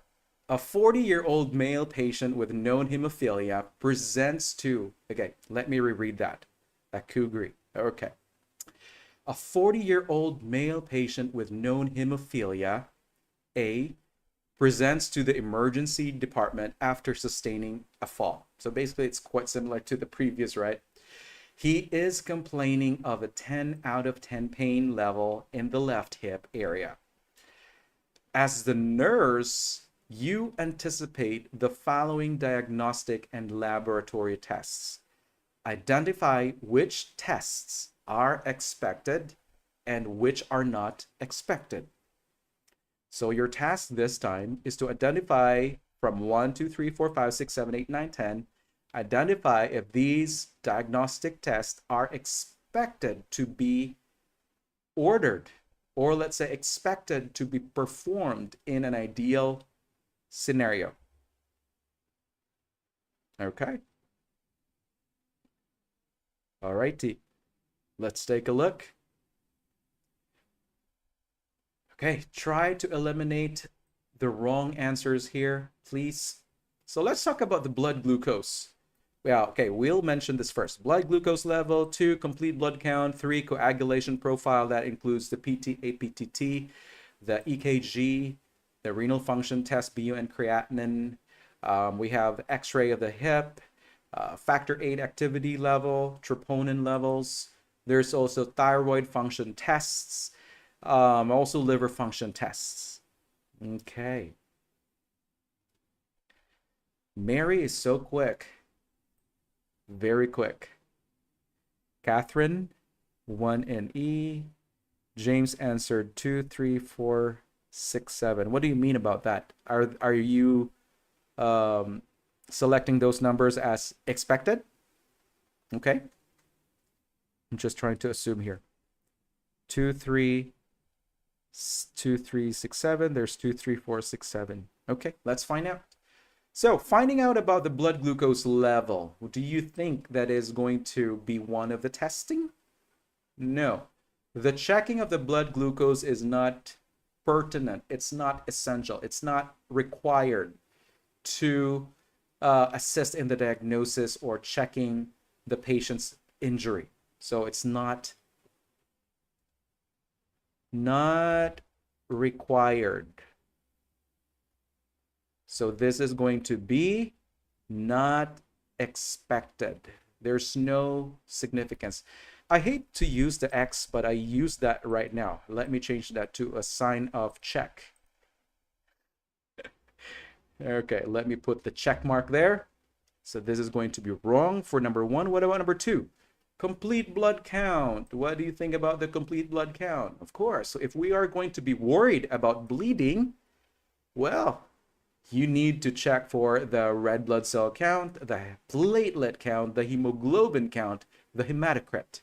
So this is going to be expected. All right. So look for the platelet count, guys. The hematocrit, the hemoglobin, and the red blood cells, they're going to be lower than normal because of the possible bleeding going on. All right. What about number 3? Coagulation profile, PT-APTT. Well, these are also going to be helpful in assessing the coagulation status of the patient. And so we know that in the hemophilia A, the activated partial thromboplastin time is typically prolonged, and it will help confirm the diagnosis. So this is going to be expected. Okay, so this is going to be prolonged, specifically the APTT. Now let's talk about number 4, EKG electrocardiogram. Do you think that this can help in the diagnosis or checking the extensive bleeding in our patient? No, it will not. So it will be not expected. It will not be required to determine the severity or the extent of the injury of the patient. This is wrong. What about number 5? Renal function test. Will that help?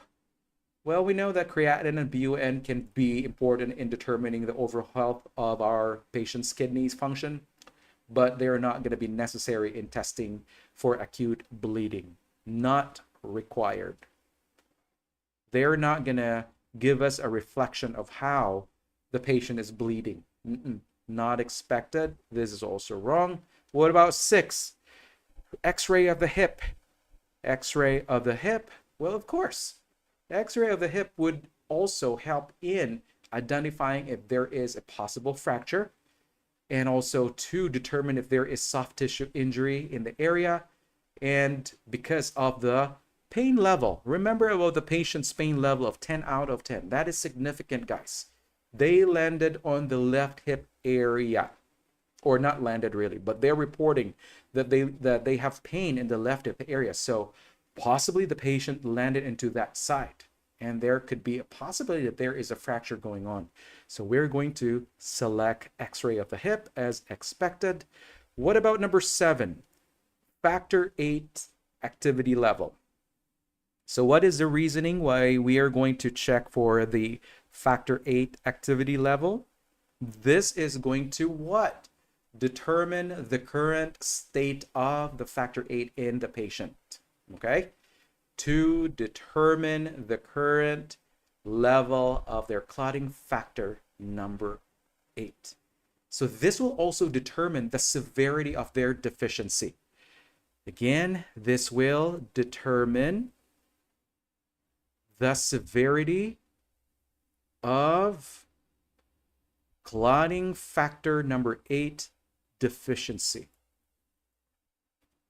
Okay, so this will be expected. All right. What about troponin levels? Number 8. Will that help? What do you think? Troponin? No. They are not going to be helpful in the diagnosis or determination of the injury, but this is going to be helpful in cases of, let's say, myocardial infarction, but not in this case. So we will mark this as wrong. Troponin levels is wrong, not expected. Thyroid function test, it's not going to be required as well. This will not help in determining the extensive injury. Okay, not required. So this is going to be not expected as well. And liver function test, this is not going to show any evidence that the patient has acute bleeding in secondary to the fall. Okay, it will not be directly relevant, not relevant. So this is going to be not expected. So our answers are, we have 2, we have 3, we also have 6, we have 7, and that's about it. 2, 3, 6, 7. Who got the correct total number of answers? Did you get 4 out of 4? 7 out of 10, 9 out of 10. Not bad. Not bad at all. Okay. But how is this helping as far as like digesting into the severity of the clotting factor 8? Is this kind of starting to sink in your brain right now, that you're understanding better with the feature of the, what do you call this, hemophilia A? Are you digesting the concept this time? I hope so. Just want to see if you are understanding a whole lot better.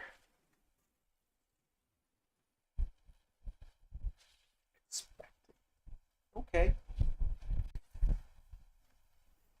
Now let's move forward with the next question, number 6. Oh boy. Perfect. I guess tomorrow I'll be changing the color of the table, maybe orange, because that purple hue here, it's Barney. Barney. It scares me. All right, good. Question number 5. A 40-year-old male patient with known hemophilia A presents to the ED after sustaining a fall. He is complaining of a 10 out of 10 pain level in the left hip area. Basically, it's the same situation. We're just going to utilize the same question. So this is more of like the evolving case, right, in NGN. So as the nurse, you anticipate implementing appropriate interventions. Identify the interventions as indicated or contraindicated. So we have the following interventions. 1, administering IV opioids for pain management. 2, giving piroxicam for pain relief. 3, administering factor 8 replacement therapy. 4, encouraging ambulation. 5, scheduling an x-ray of the hip.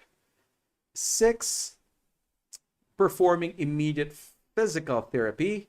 7, applying ice to the injured hip. 8, administering diclofenac for pain relief. And 9, elevating the injured leg. And 10, administering thrombolytic agents. So your task here now is to identify the nursing interventions, whether they are indicated or contraindicated.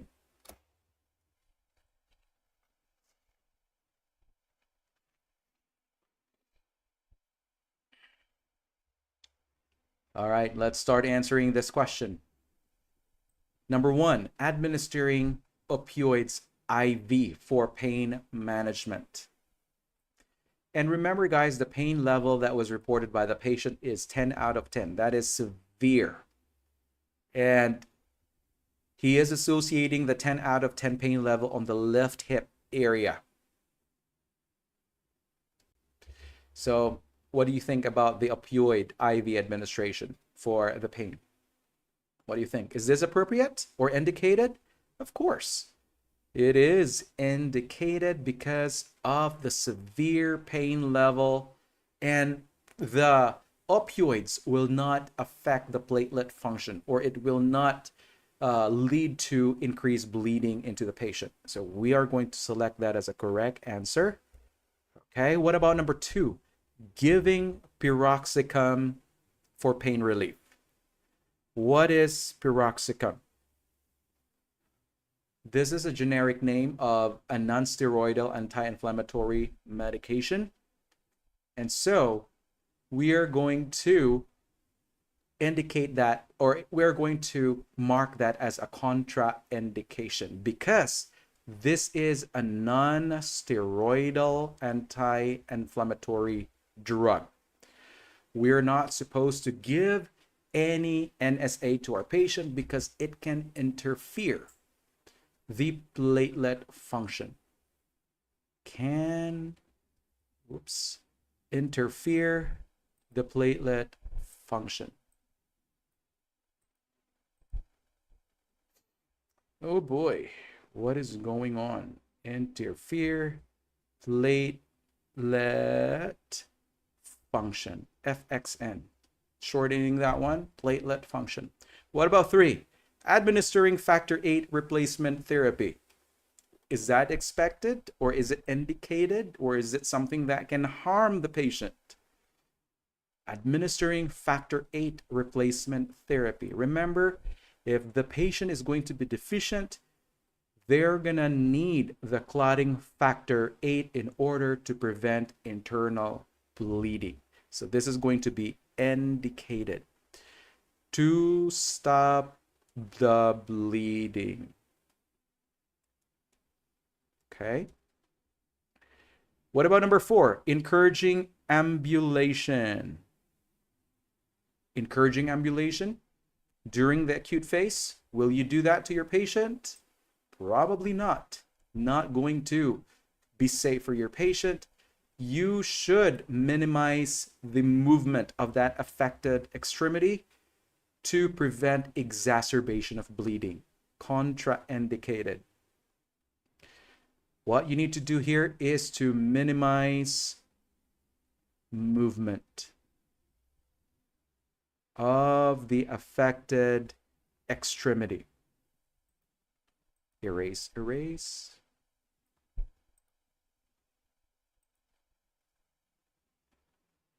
Okay, I'll just leave it like that. Minimize movement. What about number 5? Scheduling an x-ray of the hip. Of course, that's going to be indicated, and for us to for the medical provider to be able to look into the radiologic findings to see if there is an ongoing fracture. So that would be indicated. What about 6? Performing immediate physical therapy. No, of course not.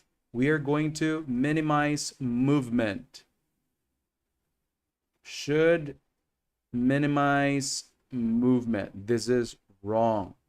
Should minimize movement. Okay. What about number 7? Apply ice to the injured hip. Apply ice to the injured hip. So this is going to be indicated, guys. This is to what? Prevent any more bleeding. This will stop the bleeding to some degree. It will not be really the sole treatment, but this will reduce the swelling. Okay. It can reduce the swelling.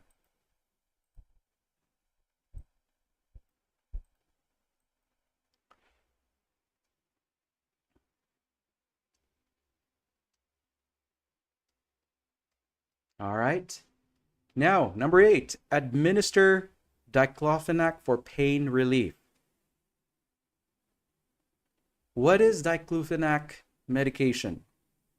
Do you remember the generic name diclofenac? This is a non-steroidal anti-inflammatory agent. So we are going to contraindicate the administration of diclofenac. Contraindicated. This is because the medication is a non-steroidal anti-inflammatory. It can impair the function of the platelets, which will further cause bleeding. So we are going to mark this as a wrong treatment. Same thing with the Voltaren, okay? Number 9, elevating the injured leg. What do you think about the elevation of the injured leg? This can also reduce the swelling and pain in the affected area, which is going to be an indicated nursing intervention. Okay, that's correct. What about number 10? Administering thrombolytic agents. Well, of course. What is thrombolytic? This is clot buster. It will dissolve clots. Fibrinolytic agent. Are you going to give a fibrinolytic agent to the patient? A thrombolytic drug? No. This is contraindicated because our patient will end up bleeding massively. This is wrong, guys. This is wrong. No thrombolytics. Okay, so a reminder for you, in a patient with hemophilia A or B, these are the medications that are contraindicated. Contraindicated meds. So what are those meds? We have the NSAIDs, that includes the aspirin. Another is what? Anticoagulant. We don't want to give them any more of the anticoagulants. And also no thrombolytic agents. These medications are to be avoided. No thrombolytics, no clot busters, no fibrinolytic agents. So please don't forget that, guys. So what are the answers in this test question? We have, whoops, misspelled again. Our answers are item number 1. There's 1. There's also 3. There is number 5. And we also have what? Number 7. And what else? Elevating the leg. So these are the correct answers of item number 5. All right. 1, 3, 5, 7, and 9. The rest are contraindicated. How did you do? 9 out of 10, 7 out of 10. Not bad. Not bad. Okay, are you learning? I hope that you're learning, guys.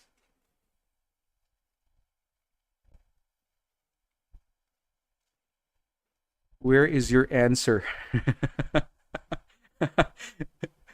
Okay, Mary. Where's Mary? Is she still? Oh, she got it perfect, I guess. She got it 10 out of 10. Okay, let's move forward to item number 6. What is item number 6? Oh, thank goodness. We're back to the select all that apply. Number 6. A patient with mild hemophilia A is scheduled for dental surgery. The student nurse asks the nurse about the therapeutic effect of the DDAVP, which is basically the desmopressin. Remember about the desmopressin that I mentioned earlier? The anti-diuretic hormone as an adjunctive therapy for the patient as a prophylactic medication. Okay, so let me reread the question. Very poor. That's all right. As far as the provided that you're learning AGI, that's fine. Okay? I hope that you're learning, because if you're not, yeah, definitely we need to go back into that concept. Okay, let's reread the question. A patient with mild hemophilia A is scheduled for dental surgery. The student nurse asked the nurse about the therapeutic effect of the DDAVP and its indication before the dental procedure. The nurse will reply based on the knowledge of the drug's mechanism of action.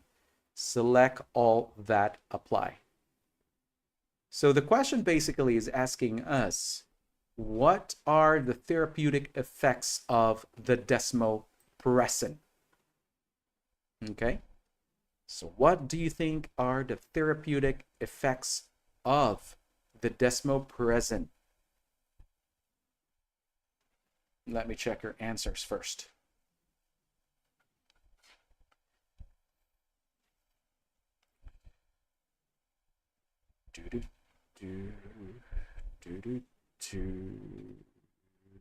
Learning is taking place. That's good, Catherine.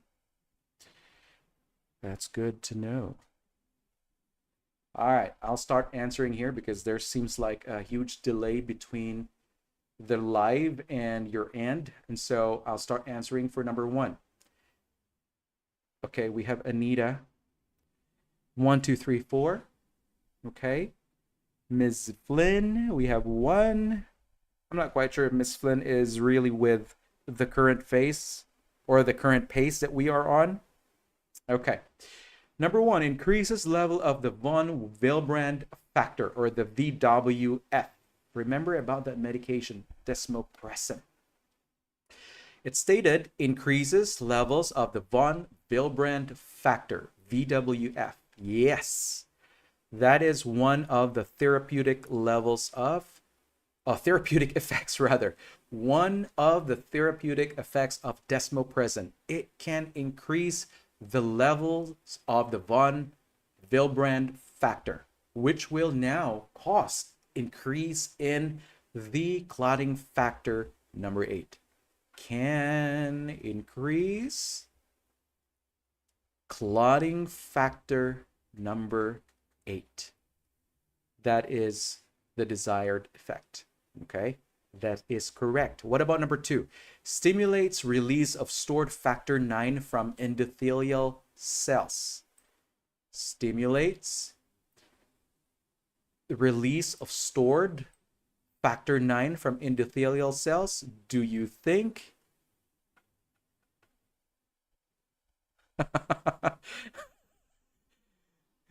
Catherine, Mizzy Flying is playing SADA safe. Pick only what you are sure of. Of course, right? Stimulates release of stored factor 9 from endothelial cells. Did I say anything about that? That it can stimulate the release of factor 9 in the endothelial cells? No. No. This is incorrect. Okay, we're talking about desmopressin. The desmopressin basically can, let me just write it out here. Desmopressin will affect the release of factor 9. There is no release of release of factor 8 rather. So the desmopressin will stimulate the to increase the levels of the von Willebrand factor, which can elevate the clotting factor 9, but it doesn't do the release of the clotting factor 9. So this is going to be wrong. What about 3? Enhances the half-life of factor 8 in the circulation. Half-life. Enhances the half-life of factor 8 in the circulation. Well, the desmopressin or the DDAVP will do that, and it will temporarily increase the levels of the clotting factor 8 in the bloodstream. So this will enhance the clotting ability. So this is a correct therapeutic effect. Correct statement. So that is another answer. What about number 4? Reduce the risk of thrombosis. What do you think about the desmopressin? Will it reduce the thrombosis? No, it doesn't. This is an incorrect statement. It can increase the clotting factors. So it will not reduce, but actually increase. So the word reduce is wrong. The exact opposite. So our patient will be at risk to developing thrombosis when they take the DDAVP. All right. Now, what about number 4? Not 4, rather. 5. Promotes the formation of blood clots. Does it help form the blood clots? No. The DDAVP enhances the what? The DDAVP will enhance the clotting by increasing the factor number 8 and also the VWF, or the von Willebrand factor, but does not directly promote the formation of blood clots. So it doesn't do that. This is an incorrect statement. It will not promote formation of clots, but it can increase the factor number 8, can increase clotting factor number 8. Those are two different things, guys. What about number 6? Decreases platelet aggregation. Will that do that? Decrease platelet aggregation? No. This is incorrect as well. Again, the DDAVP will primarily affect the clotting factors. It doesn't impact on the platelet aggregation. Does not impact platelet aggregation.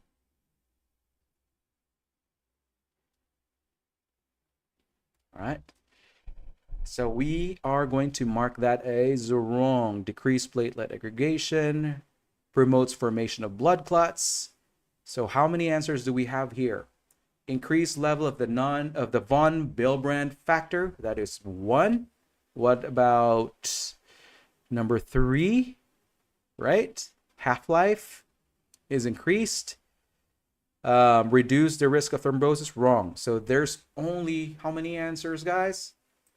Correct answers, there's only 2, right? There's only 2. The rest are incorrect.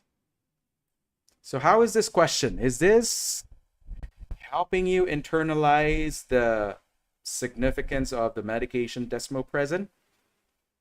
Let me know if it's helping.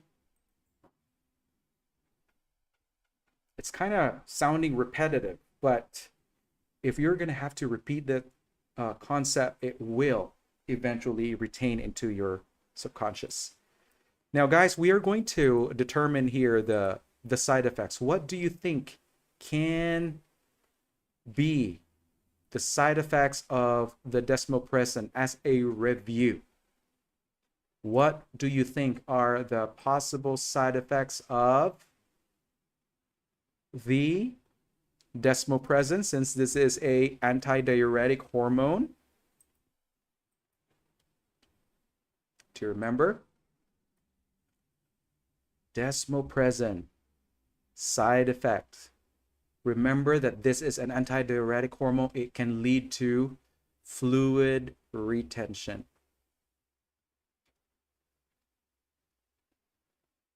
And there's also going to be dilution of the sodium, hyponatremia. Do you remember about the role of the antidiuretic hormone? ADH. I just want to make sure that you understand. Yeah, very tricky. Do you understand the concept about the desmopressin? I know that this is being used to promote the stimulation of the von Willebrand factor, but we know that the desmopressin is antidiuretic in itself. And so remember about the antidiuretic hormone. This is produced by the hypothalamus, right? This is produced in the hypothalamus, but will be stored in the what? Posterior pituitary gland? Okay, this is going to be released in response to the body's need to conserve water. Even though the reason for the medication is to promote stabilization, or let's say prevent bleeding occurrences, this can also lead to the fluid retention. and also dilution of the sodium. So we have to keep an eye into the patient's sodium level and also their blood pressure, because they're going to end up with higher pressure this time. Okay, ADH. This is going to reabsorb water. This is the primary function of the anti-diuretic hormone. This is going to be released by the pituitary gland in response to dehydration in order that the body will be able to conserve water. But in this scenario, it's not indicated for the dehydration. We are using the medication to prevent further bleeding, but it can still do some side effects. It can lead to the side effects: fluid retention, dilution of the sodium. Okay, so you have to pay attention into monitoring the patient's blood pressure, their weight, and also the sodium level. So again, let me check that off here so it will be clear for you guys. You're going to what? Check the patient's sodium level. You're also going to check for the patient's blood pressure because of the fluid retention. Check for any excess weight gain. And also, what else? Possibility occurrences of some complications. If there is delusional hyponatremia, if it goes very low, our patient can end up with seizure episodes if the hyponatremia is so severe. There's also confusion. Our patient can get confused if their sodium level goes very low. So please be careful. 5 and 6 are opposite, but why not one of them correct? 5 and 6. Okay. All right, let me explain. But before I explain, let me clear the board.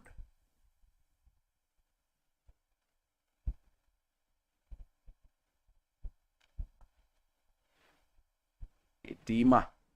All right. So it's coming from Tiramaj Gunji, saying that 5 and 6 are opposite, but why none of them are correct? Let's find out, guys. So we are talking about the desmopressin. Basically, this is a drug that can enhance the release of the von Willebrand factor, which will stabilize. It will prevent further bleeding. And so 5 said promotes the formation of blood clots. Again, like I have said earlier, this is not the therapeutic effect of DDAVP. It isn't. Okay? It isn't. Now, number 6, decreases platelet aggregation. Remember, guys, that we are talking about the desmopressin, and it's not related to platelet aggregation. We are talking about the clotting factor number 9. Okay? So, clotting factor number 8, I should say. Clotting factor number 8 versus platelets are two different things. Okay? So, the medication can only promote an increase in the clotting factor 8. It doesn't cause platelet aggregation. So that is why number 6 is also wrong. I know that they are also exact opposite answers, but the mechanism doesn't involve platelet. Okay? So are you understanding here now, Tiramaj? Again, the desmopressin will not affect the platelet function. It will only affect the clotting factor number 8. Okay? So if you're pertaining to the blood clots, this is directly associated with platelets. So this is not going to be associated with the desmopressin. Okay, let me know if you understood that one.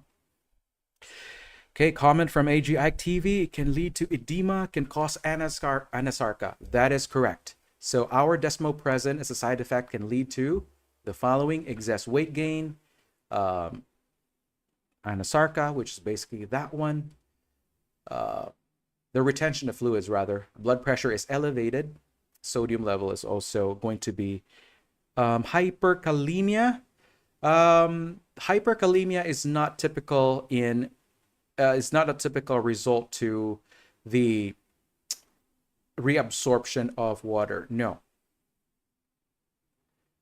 You said earlier it increases platelet. Did I say increase platelet? Guys, can you confirm if I said increase platelet? No. What I said earlier about the desmopressin is that it will only elevate the clotting factor 8 by stimulating the von Willebrand factor. It's not associated with platelet at all. Okay, so let me redraw that. So for everyone's benefit, again, the DDAVP or the desmopressin can only have an effect into the what? The von Willebrand factor. Okay? It will stimulate the release of the von Willebrand factor. And when this happens, it will now increase the clotting factor number 8. Right? It doesn't have any involvement with the platelet. No effect in the platelet function. Okay? None at all. So none of the aggregation, it doesn't, not even the formation of the blood clots. All right, let's move forward to the next question, guys. Number 7. There you go, another purple. The nurse is educating a patient with a mild hemophilia A who will receive the DDAVP before dental surgery. Select the patient statements that reflect understanding of the teaching about reporting serious adverse effects and common or mild side effects of the medication. Indicate the patient statement as adverse reaction or side effect to DDAVP. Okay, so this is now the matrix item with a twist. It's just not reflecting understanding, but you need to assign those statements whether it belongs to an adverse reaction or it belongs to a side effect. So this is double whammy this time. So I want to test your knowledge here if you can determine if this is going to be a side effect or an adverse effect. So we have 1, I should let my doctor know immediately if I feel disoriented. 2, I will watch for swelling in my legs and tell my doctor. 3, I might get a headache after taking this medication. 4, I understand that I should drink plenty of water. And 5, I should report any severe abdominal pain to my doctor. And 6, I might feel a little dizzy sometimes. And 7, I should expect some redness or warmth in my face. And 8, I will report any unusual bleeding or bruising to my doctor. Okay. So I'm seeing from Saima, 1 is a side effect. Okay.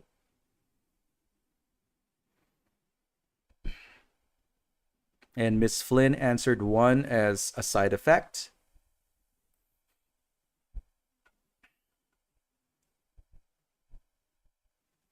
Two, side effect. Esther answered adverse effect 1, 3, 4, 5, 6, 8. Okay.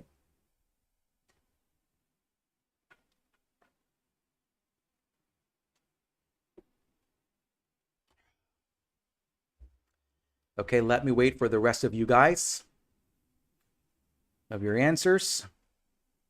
I want to make sure that you are capturing this test question correctly.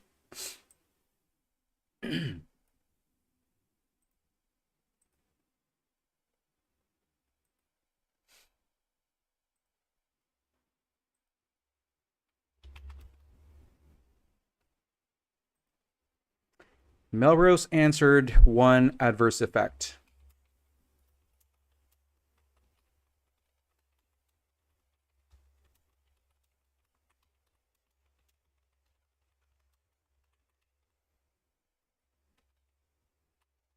Ms. Flynn answered 3 adverse effect. Nijay answered side effect for 2, 4, 6, 7 adverse effect. 1, 3, 5. Wonderful. Wonderful, wonderful, wonderful.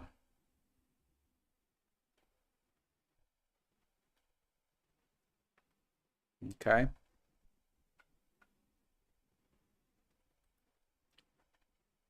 Okay.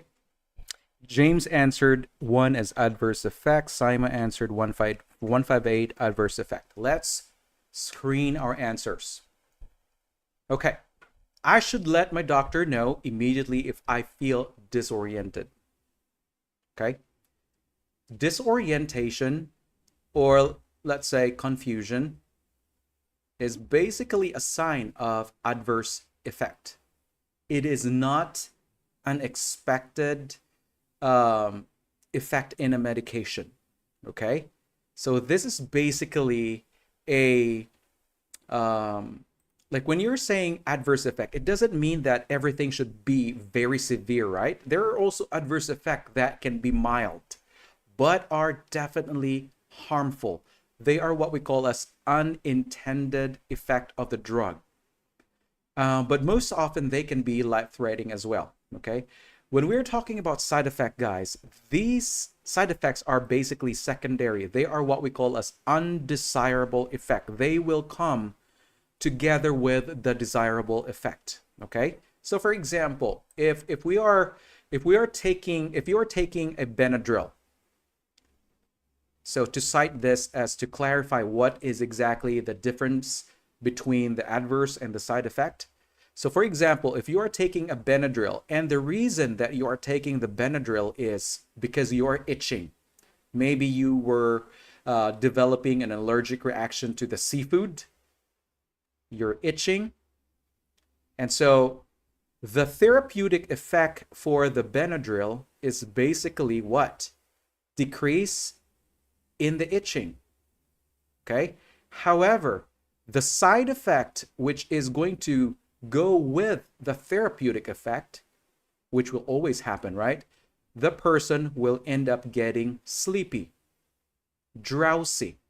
So this is a known secondary effect that is undesired, but it will always appear.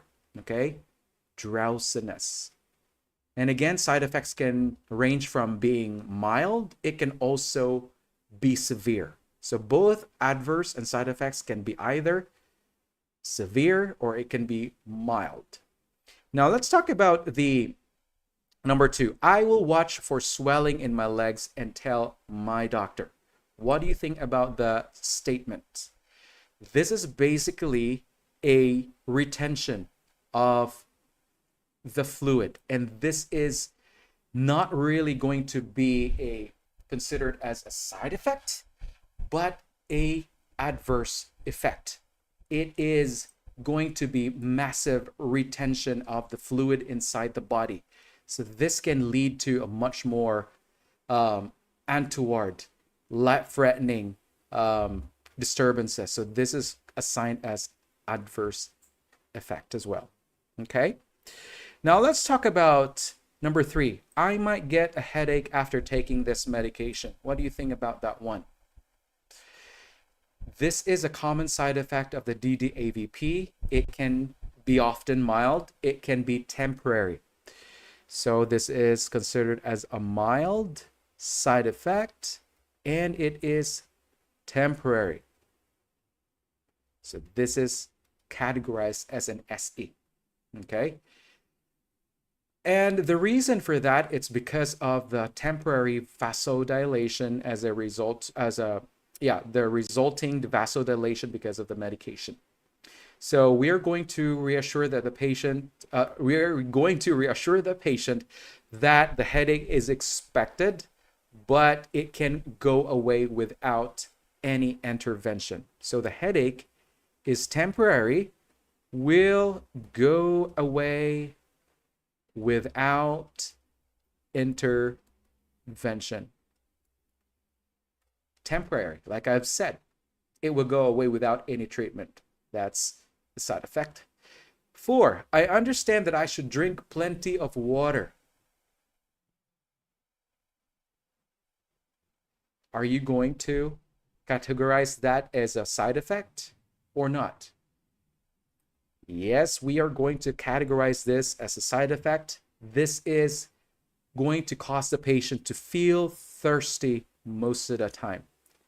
That thirst, because of the antidiuretic hormone, it will lead to that. Okay? Alrighty, what about 5? I should report any severe abdominal pain to my doctor. What does that mean? Reporting severe abdominal pain, this is signifying abdominal bleeding. And so this is going to be categorized under the adverse effect. Okay? Abdominal bleeding in the GI tract. All right. What about number 6? I might feel a little dizzy sometimes. What do you think about that? Well, they will become dizzy because of the fluctuation in the blood pressure and also with the retention. This is going to be temporary as well.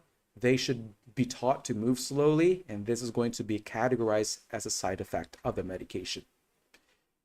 Temporary, right? What about number 7? I should expect some redness and warmth on my face. What is that one? I should expect some redness or warmth in my face. This is a common side effect of the drug because it can lead to vasodilation, flushing of the face. This is temporary flushing of the face, not an adverse effect. Okay? What about number 8? I will report any unusual bleeding or bruising to my doctor. Well, bleeding, bruising, well, this is going to be an adverse effect. This simply means that the medication is probably causing abnormal clotting. And in rare cases, it might be paradoxical as well. So we're going to report that as an adverse effect. Okay. So again, adverse effects are the following. We got 1, 2, and we got number 5 and also number 8. But for the side effects, we have number 3, number 5. We also have number 6 and number 7. Okay, how was that test item, guys? Is that helping?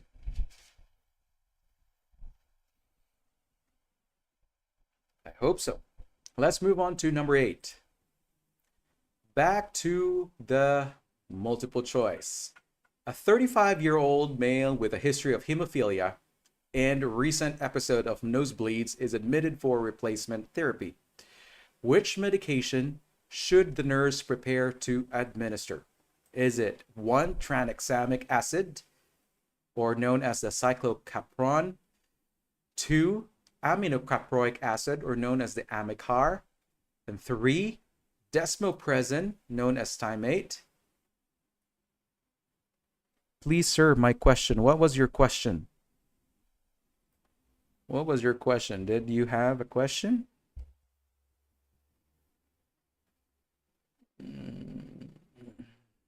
I don't see any question from you. Hyperkalemia? Okay. All right, let me know, AJ Ike. I'm not quite sure what the question was. Let me know. Okay, so what would be that medication? I got all check. Very good for you, Melrose. Great job. So, the situation is telling us that the patient has a history of hemophilia A with a recent episode of nosebleed. Recent episode. We're talking about an event that has happened Okay, we don't know. We're not quite for sure if the bleeding is still ongoing, but it's stating that the patient has a recent episode of nosebleed and, of course, admitted for replacement therapy. So possibly the patient is still bleeding, right? History of hemophilia. Which medication should the nurse prepare to administer? Remember, guys, I said earlier about the prophylaxis, especially when we are going to send a patient to a dental procedure or a possible surgery, they need to have the what do you call this, the factor VIII. But along with that, they're also going to need to get the adjunctive therapy before they're going to go for a dental procedure or surgery. But this one is totally different scenario. We have a patient that has already an episode of nosebleed and is being admitted for the replacement therapy. Basically, the replacement therapy here is the what? Of course, number 4. This in itself is a replacement therapy. We are replacing the clotting factors. All right. So, did you get this one, James? And everyone? Milrose? Okay. The medication that we're going to need in this patient is the factor number 8, which is basically the replacement therapy. Okay. Tranexamic acid or the cyclopropyl are going to be what we refer as to the antifibrinolytics. They're gonna stop the bleeding. That will prevent blood clot breakdown. Okay? But they're not going to replace the missing factor, I should say. Antifibrinolytic agents. So what are these antifibrinolytic agents? Tranexamic, Amicar. They're going to what? Prevent clot breakdown. Prevent clot breakdown. However, they're not going to replace the missing factor. Does not replace the clotting factor. Okay. So the answer for this situation that has a bleeding, a nosebleed, of course, this is already the replacement therapy. We're going to select number 4. Okay. What about number 3, desmopressin?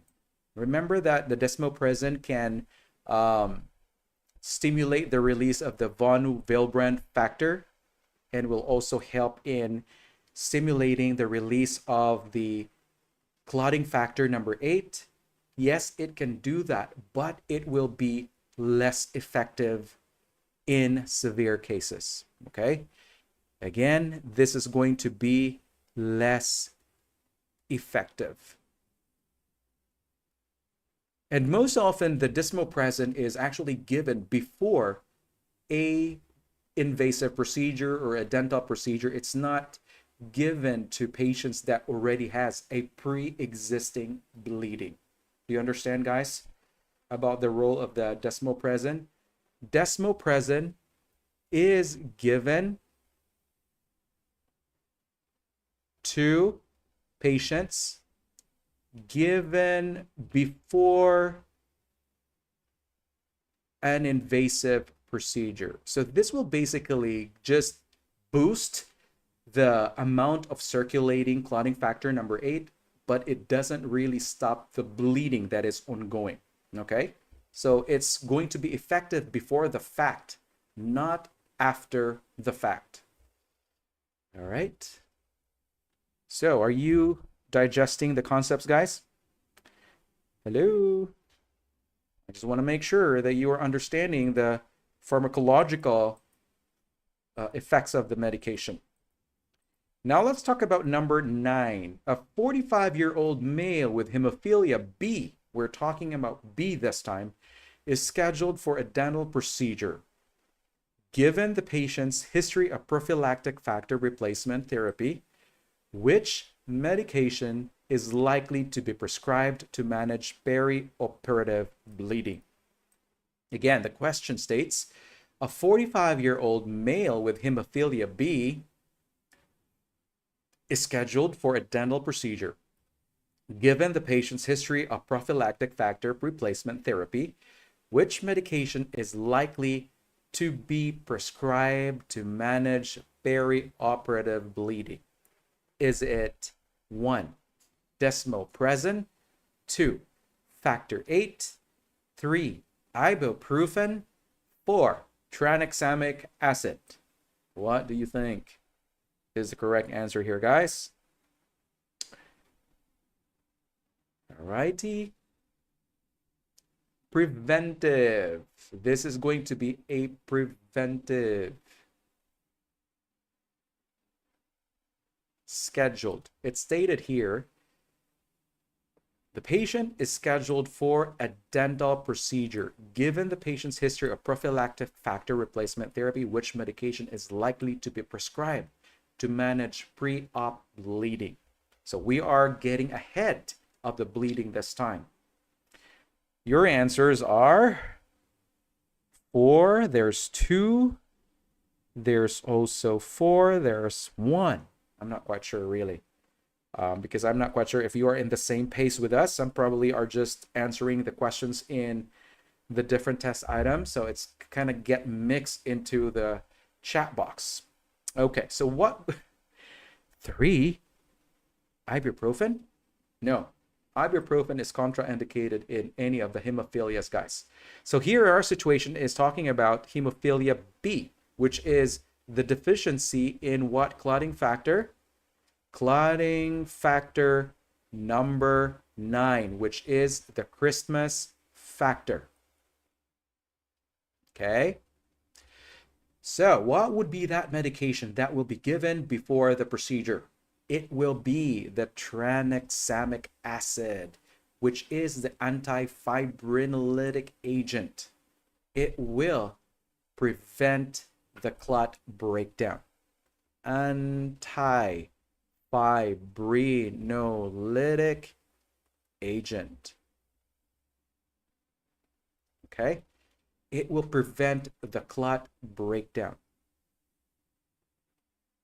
Prevents clot breakdown during surgery. All right? Factor 9. If you had answered desmopressin, like I've said, it can be useful, but we are talking about hemophilia B.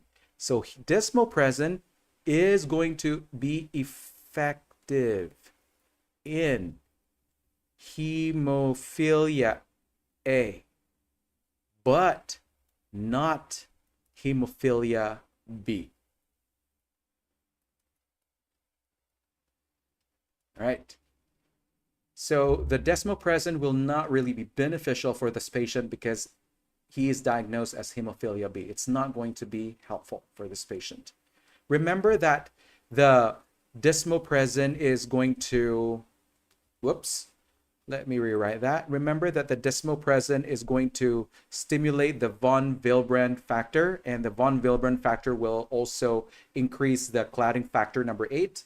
So the deficiency here is not about clotting factor 8. The deficiency is clotting factor number 9. Okay? So let me write that down to clarify things. Desmopressin, again, can stimulate the von Willebrand factor, which can increase clotting factor number 8. But here, our situation is on a patient that has B. The problem is not about clotting factor 8. The problem is with clotting factor number 9. And so desmopressin will not be effective. Saima, I missed its type, which is B. Yeah, that is what I said, type B or hemophilia B. So the desmopressin will not work for this patient, okay? The tranexamic acid will work better this time because it's not limited to just hemophilia A, but it can also work with hemophilia B. All right, do you understand now, guys? Do you understand the complexity of the medications? There's so many ins and outs of these medication. So I hope that you're following through. Okay. What about number 3, ibuprofen? This is supposed to be contraindicated. Contraindicated. What about number 2, factor number 8? Well, it's said in the situation, given the patient's history of prophylactic factor replacement therapy, it's asking now which medication is likely. So basically, the patient has already received the factor number 8. I lost focus. I read between the lines. I thought the question says less likely. Okay. All right. But again, don't get lost into the situation. Let me get rid of the writings. All right, how about that? Case is on hemophilia B. Deficiency is clotting factor number 9, which is the Christmas factor. All right, so it will only work. The tranexamic will work for this patient. And let's move on to number 9.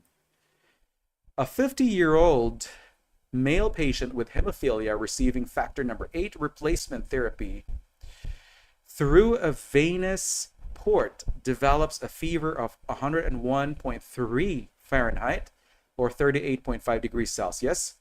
What should the nurse suspect?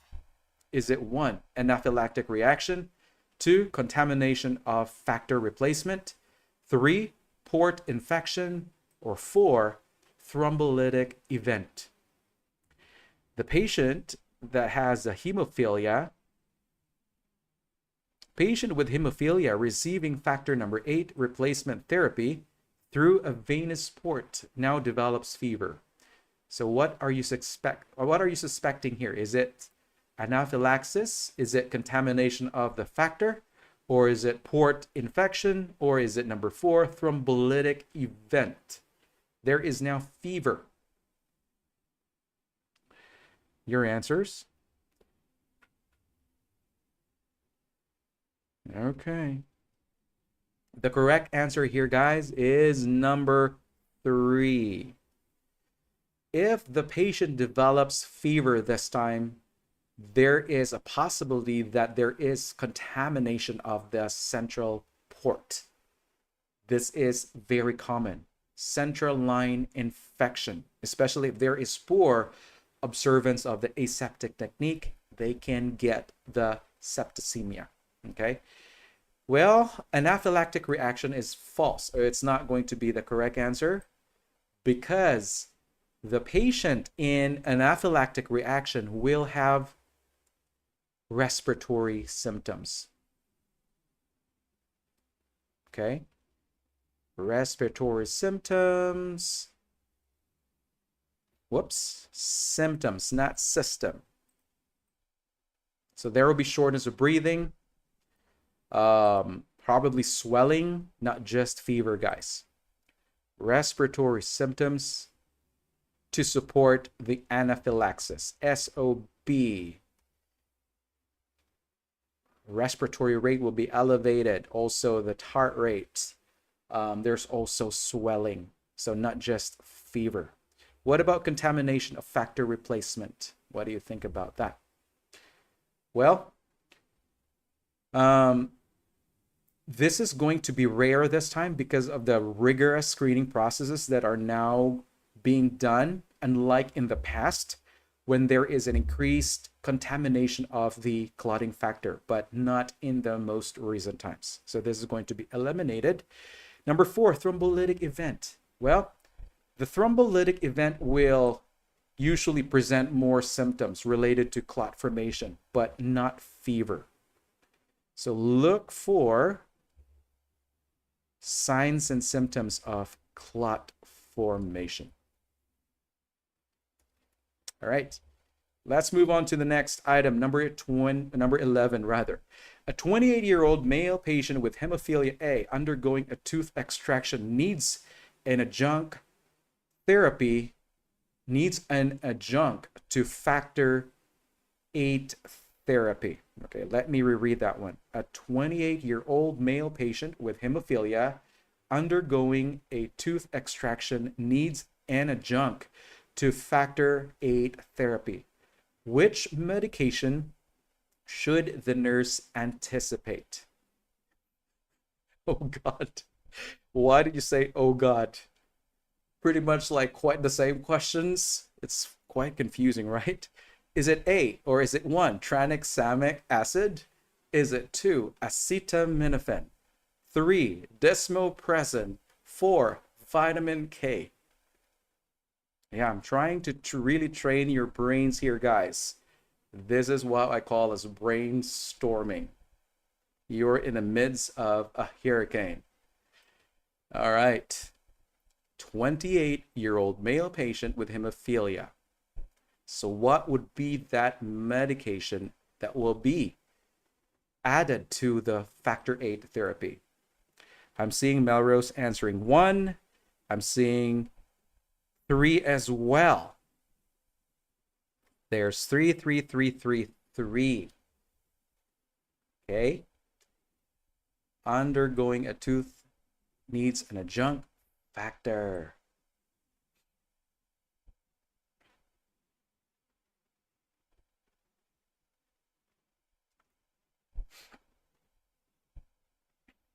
Please pay attention to the statement, guys. It said, hemophilia A undergoing a tooth extraction needs an adjunct to factor 8 therapy.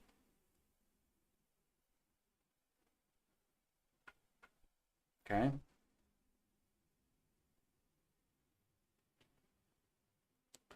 What signs we may expect in a thrombolytic events with replacement therapy? Venous redoran, those thrombotic events are the following.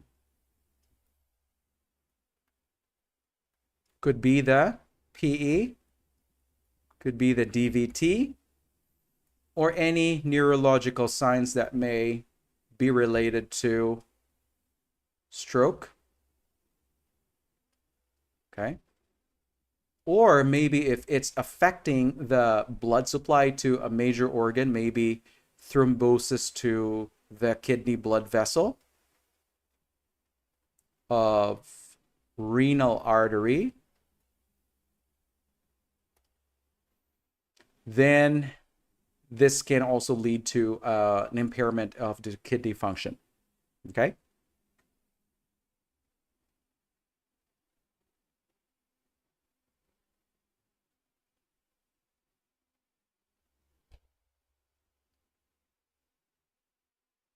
Okay, so what are your answers here? Clot formation. Clot formation, we see swelling. Okay. Acetaminophen. So let's eliminate the choices one by one. Let's start with number 4, vitamin K.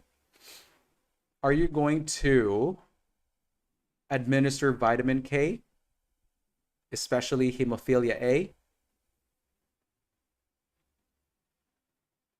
This is going to go into a different clotting pathway, and so we're going to eliminate vitamin K. It's not effective in managing hemophilia A. Not effective in managing hemophilia A. It's not. What about number 3, desmopressin? Okay. So the desmopressin basically is just going to boost, okay? Let me explain. The main reason that we're going to use the desmopressin is to boost the level of clotting factor number 8. Okay? It's going to boost just the number of the clotting factor number 8. But as far as like stopping the as we are talking about dental extraction rather, the medication will not stop the fibrinolytic effect. Okay? The desmopressin does not have anti-fibrinolytic effect. It doesn't prevent the breakdown of the blood clots. So that is not going to be the most effective medication to prevent any bleeding after or during that procedure, okay? It will help the clotting factor 8, but again, it doesn't stop any breakdown of the blood clots. It doesn't have that anti-fibrinolytic effect. So we are going to eliminate number 3. What about number 2, acetaminophen? This is only intended for pain relief. It doesn't affect clotting. Does not affect clotting. What about number 1, the tranexamic acid? Remember, this is classified as anti-fibrinolytic medication. So this will prevent the possible breakdown of the blood clots, especially during a invasive procedure. So this is our best answer. The tranexamic acid. Okay. Let me know if you are understanding this explanation. Are you getting the explanation, guys, for number 11? Please let me know. Please let me know.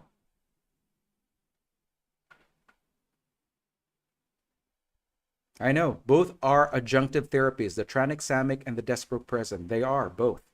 But again, looking into the nature of the procedure and also the therapeutic effect of the medication, the desmopressin does not have that characteristic.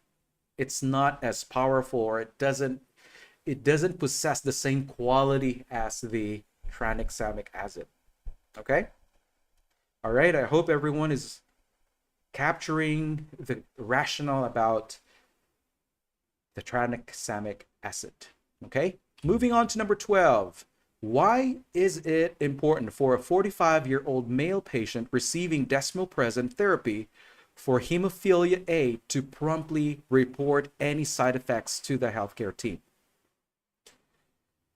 Why is it important for a 45-year-old male patient receiving desmopressin therapy for hemophilia A to promptly report any side effects to the healthcare team? Is it 1, to adjust the dosage of the desmopressin for optimal effectiveness? Or is it 2, to monitor for signs of allergic reactions such as hives and swelling? Or is it 3, to prevent bleeding complications during surgery? Or is it 4, to ensure proper storage and handling of desmopressin?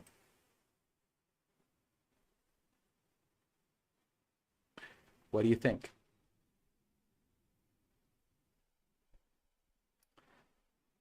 Okie dokie. Question number 12. Why is it important for a 45-year-old male receiving the DDAVP therapy for hemophilia A to report the side effects to the healthcare team? Is it needed to adjust the dosage of the desmopressin? Or is it going to, is it the reason to monitor for signs of allergic reactions?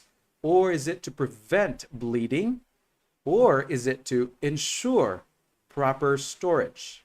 Well, guys, the correct answer here is 2. To monitor for signs of allergic reaction, such as hives and swelling. We need to make sure that our patient reports these manifestations so that we can manage the patient's allergic reaction timely. Okay, this is very important. This is a safety issue.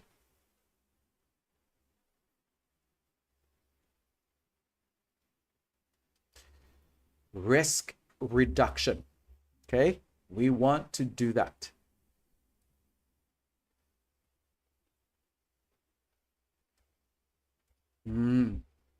Are you still enjoying pharmacology right now, guys, or not anymore? Because this is purely pharmacology. I mean, very. Okie dokie. So, what about number 1? To adjust the dosage of the desmopressin.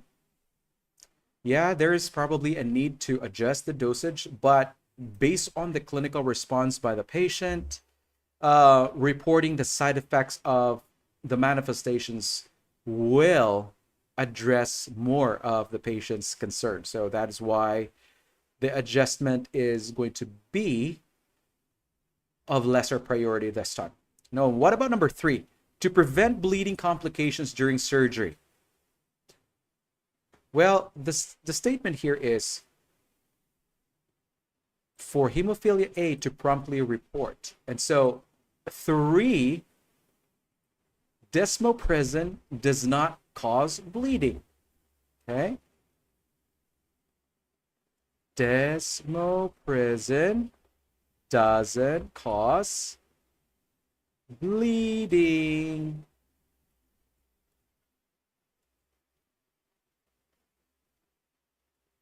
Okay? That's wrong. Okay? It actually will promote the elevation of the clotting factor number 8. Now, what about number 4? To ensure proper storage and handling of the desmopressin. I know that this is also important, that we know how to handle the medication container, but it's not directly related to reporting the side effects. Not related to reporting side effects.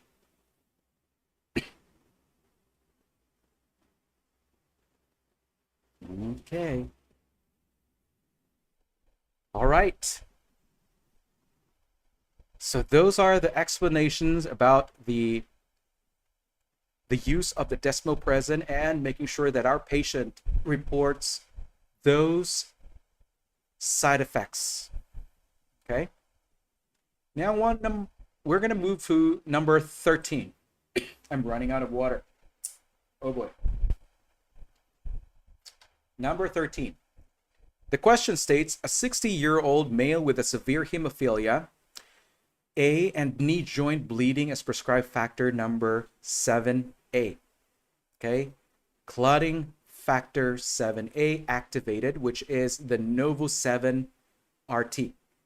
Why is this medication used instead of factor number 8? So the statement said a 60-year-old male with a severe hemophilia and knee joint bleeding is prescribed factor 7A. Why is the medication used instead of the factor number 8? Now, I really want you to recall the other medications. Let's say, for example, if the patient had developed the antibodies because of the prolonged use of the factor number 8, remember here, age is already 60.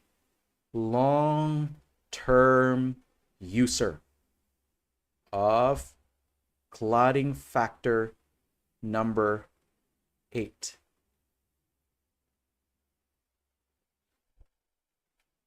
So what is your answer here, guys, for number 13?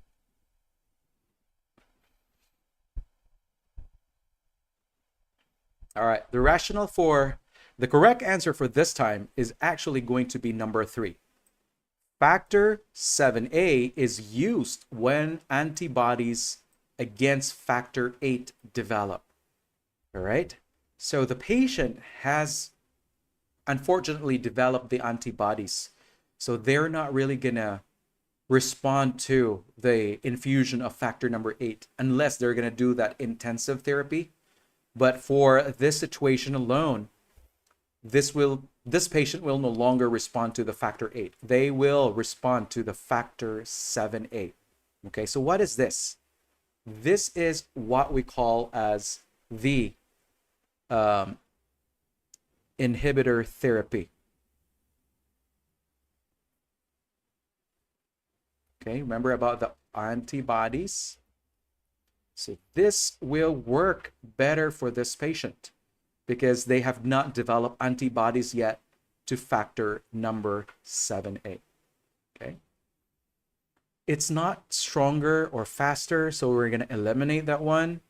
2, factor 8 is for prophylaxis, while factor 7A is for acute episodes. This is false statement. Okay.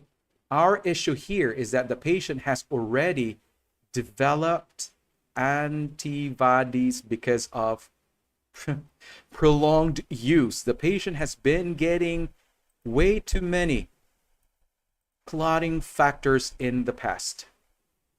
Okay, so antibody have been already formed. Now, number 4, factor 7A helps the immune tolerance, so factor 8 will be more effective. No, it doesn't lead to that kind of therapeutic effect. All right, so this is also a false statement.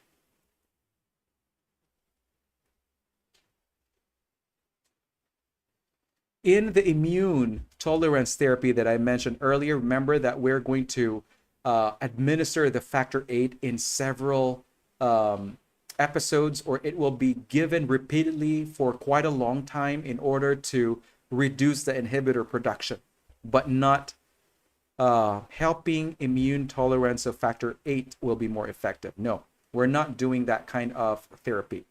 So our correct answer here is number 3.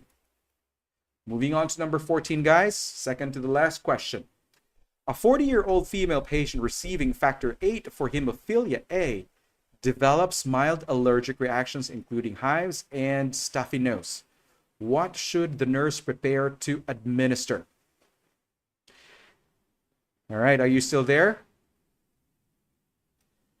Seems like you're already sleeping. I'm not seeing any more of the responses. So the question number 14 states, a 40-year-old female patient receiving factor number 8 for hemophilia A develops mild allergic reactions, including hives and a stuffy nose. What should the nurse prepare to administer? Is it 1, subcutaneous epinephrine? Is it 2, antipyretic? 3, oral diphenhydramine? And 4, respiratory support. All right, we're talking about allergic reaction. Develops mild allergic reaction. So what would be the appropriate medication for this patient? I'm seeing 3 from Marie Fleur. Okay, that is the oral diphenhydramine. That is the correct answer. Treats mild allergic reaction. Okay. If you had answered number 1, subcutaneous epinephrine, that is way too much. Our patient has a mild allergic reaction. This is only reserved for anaphylaxis. Treats anaphylaxis. All right. What about antipyretic? Well, antipyretic is not going to manage the allergic reaction. It will just lower the temperature. Respiratory support. What do you mean by respiratory support? This simply means that our patient has probably experienced the anaphylaxis, so not indicated for mild reaction. So when we are talking about the respiratory support, this actually would require intubation and mechanical ventilation, which is not appropriate this time.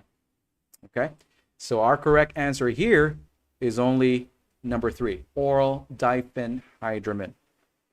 Let's move on to the last one, number 15. During a nursing education class on hemophilia, the instructor asks which characteristics are commonly associated with the condition. Select all that apply. Again, during a nursing education class on hemophilia, the instructor asks which characteristics are commonly associated with the condition. Select all that apply. Is it A, or 1, male gender, B, or number 2, female gender, 3, mother is the carrier, 4, all races and ethnicities are susceptible, and 5, both parents are carriers. Again, the choices are male gender, 2, female gender, 3, all races and ethnicities are susceptible, and 5, both parents are carriers. Now remember, guys, about the concept that we talked about earlier about the hemophilia. This is what? A X-linked recessive inheritance, okay?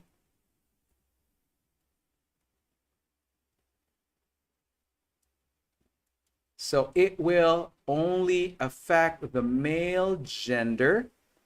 Males will be symptomatic, whereas the females will be asymptomatic. They will only be carriers, guys. All right. Now, what about 3? Mother is a carrier. Yeah, the gene for the hemophilia is carried by the female, so this is going to be the correct answer as well. Mother is the carrier, and also the same thing with number 4. All races and ethnicities are susceptible to developing the hemophilia A. The female gender. Now, the female gender is going to mean they're only going to be carriers, guys, okay? Because they have 2 X chromosomes, they are not going to manifest the clinical features. They will only be carriers. 2 X chromosomes. So they will still have 1 X chromosome that will compensate for the defective gene. And that is why they're not going to manifest the hemophilia A. Okay, whereas male gender, there's also 1 X chromosome. So there's no compensation for that. Males will end up manifesting those clinical features. Now, number 5, both parents are carriers. This is wrong. It's only going to require 1 parent to be a carrier. All right. Okie dokie. So that's it for today, guys. How's it been? Has it been a draining pharmacology session today? I think so. So I hope that you're learning some. It seems so very repetitive, but I'm trying to do that in order to make sure you are retaining the concept. So I want you to review this lecture on your downtime. Make sure that you rewatch this so you will be able to really get the rationals, and so you will be able to understand a whole lot better with the complexities.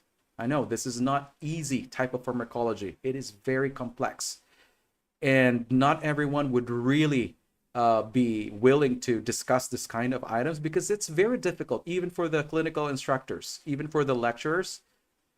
Rarely would anyone dare to actually discuss this kind of concept.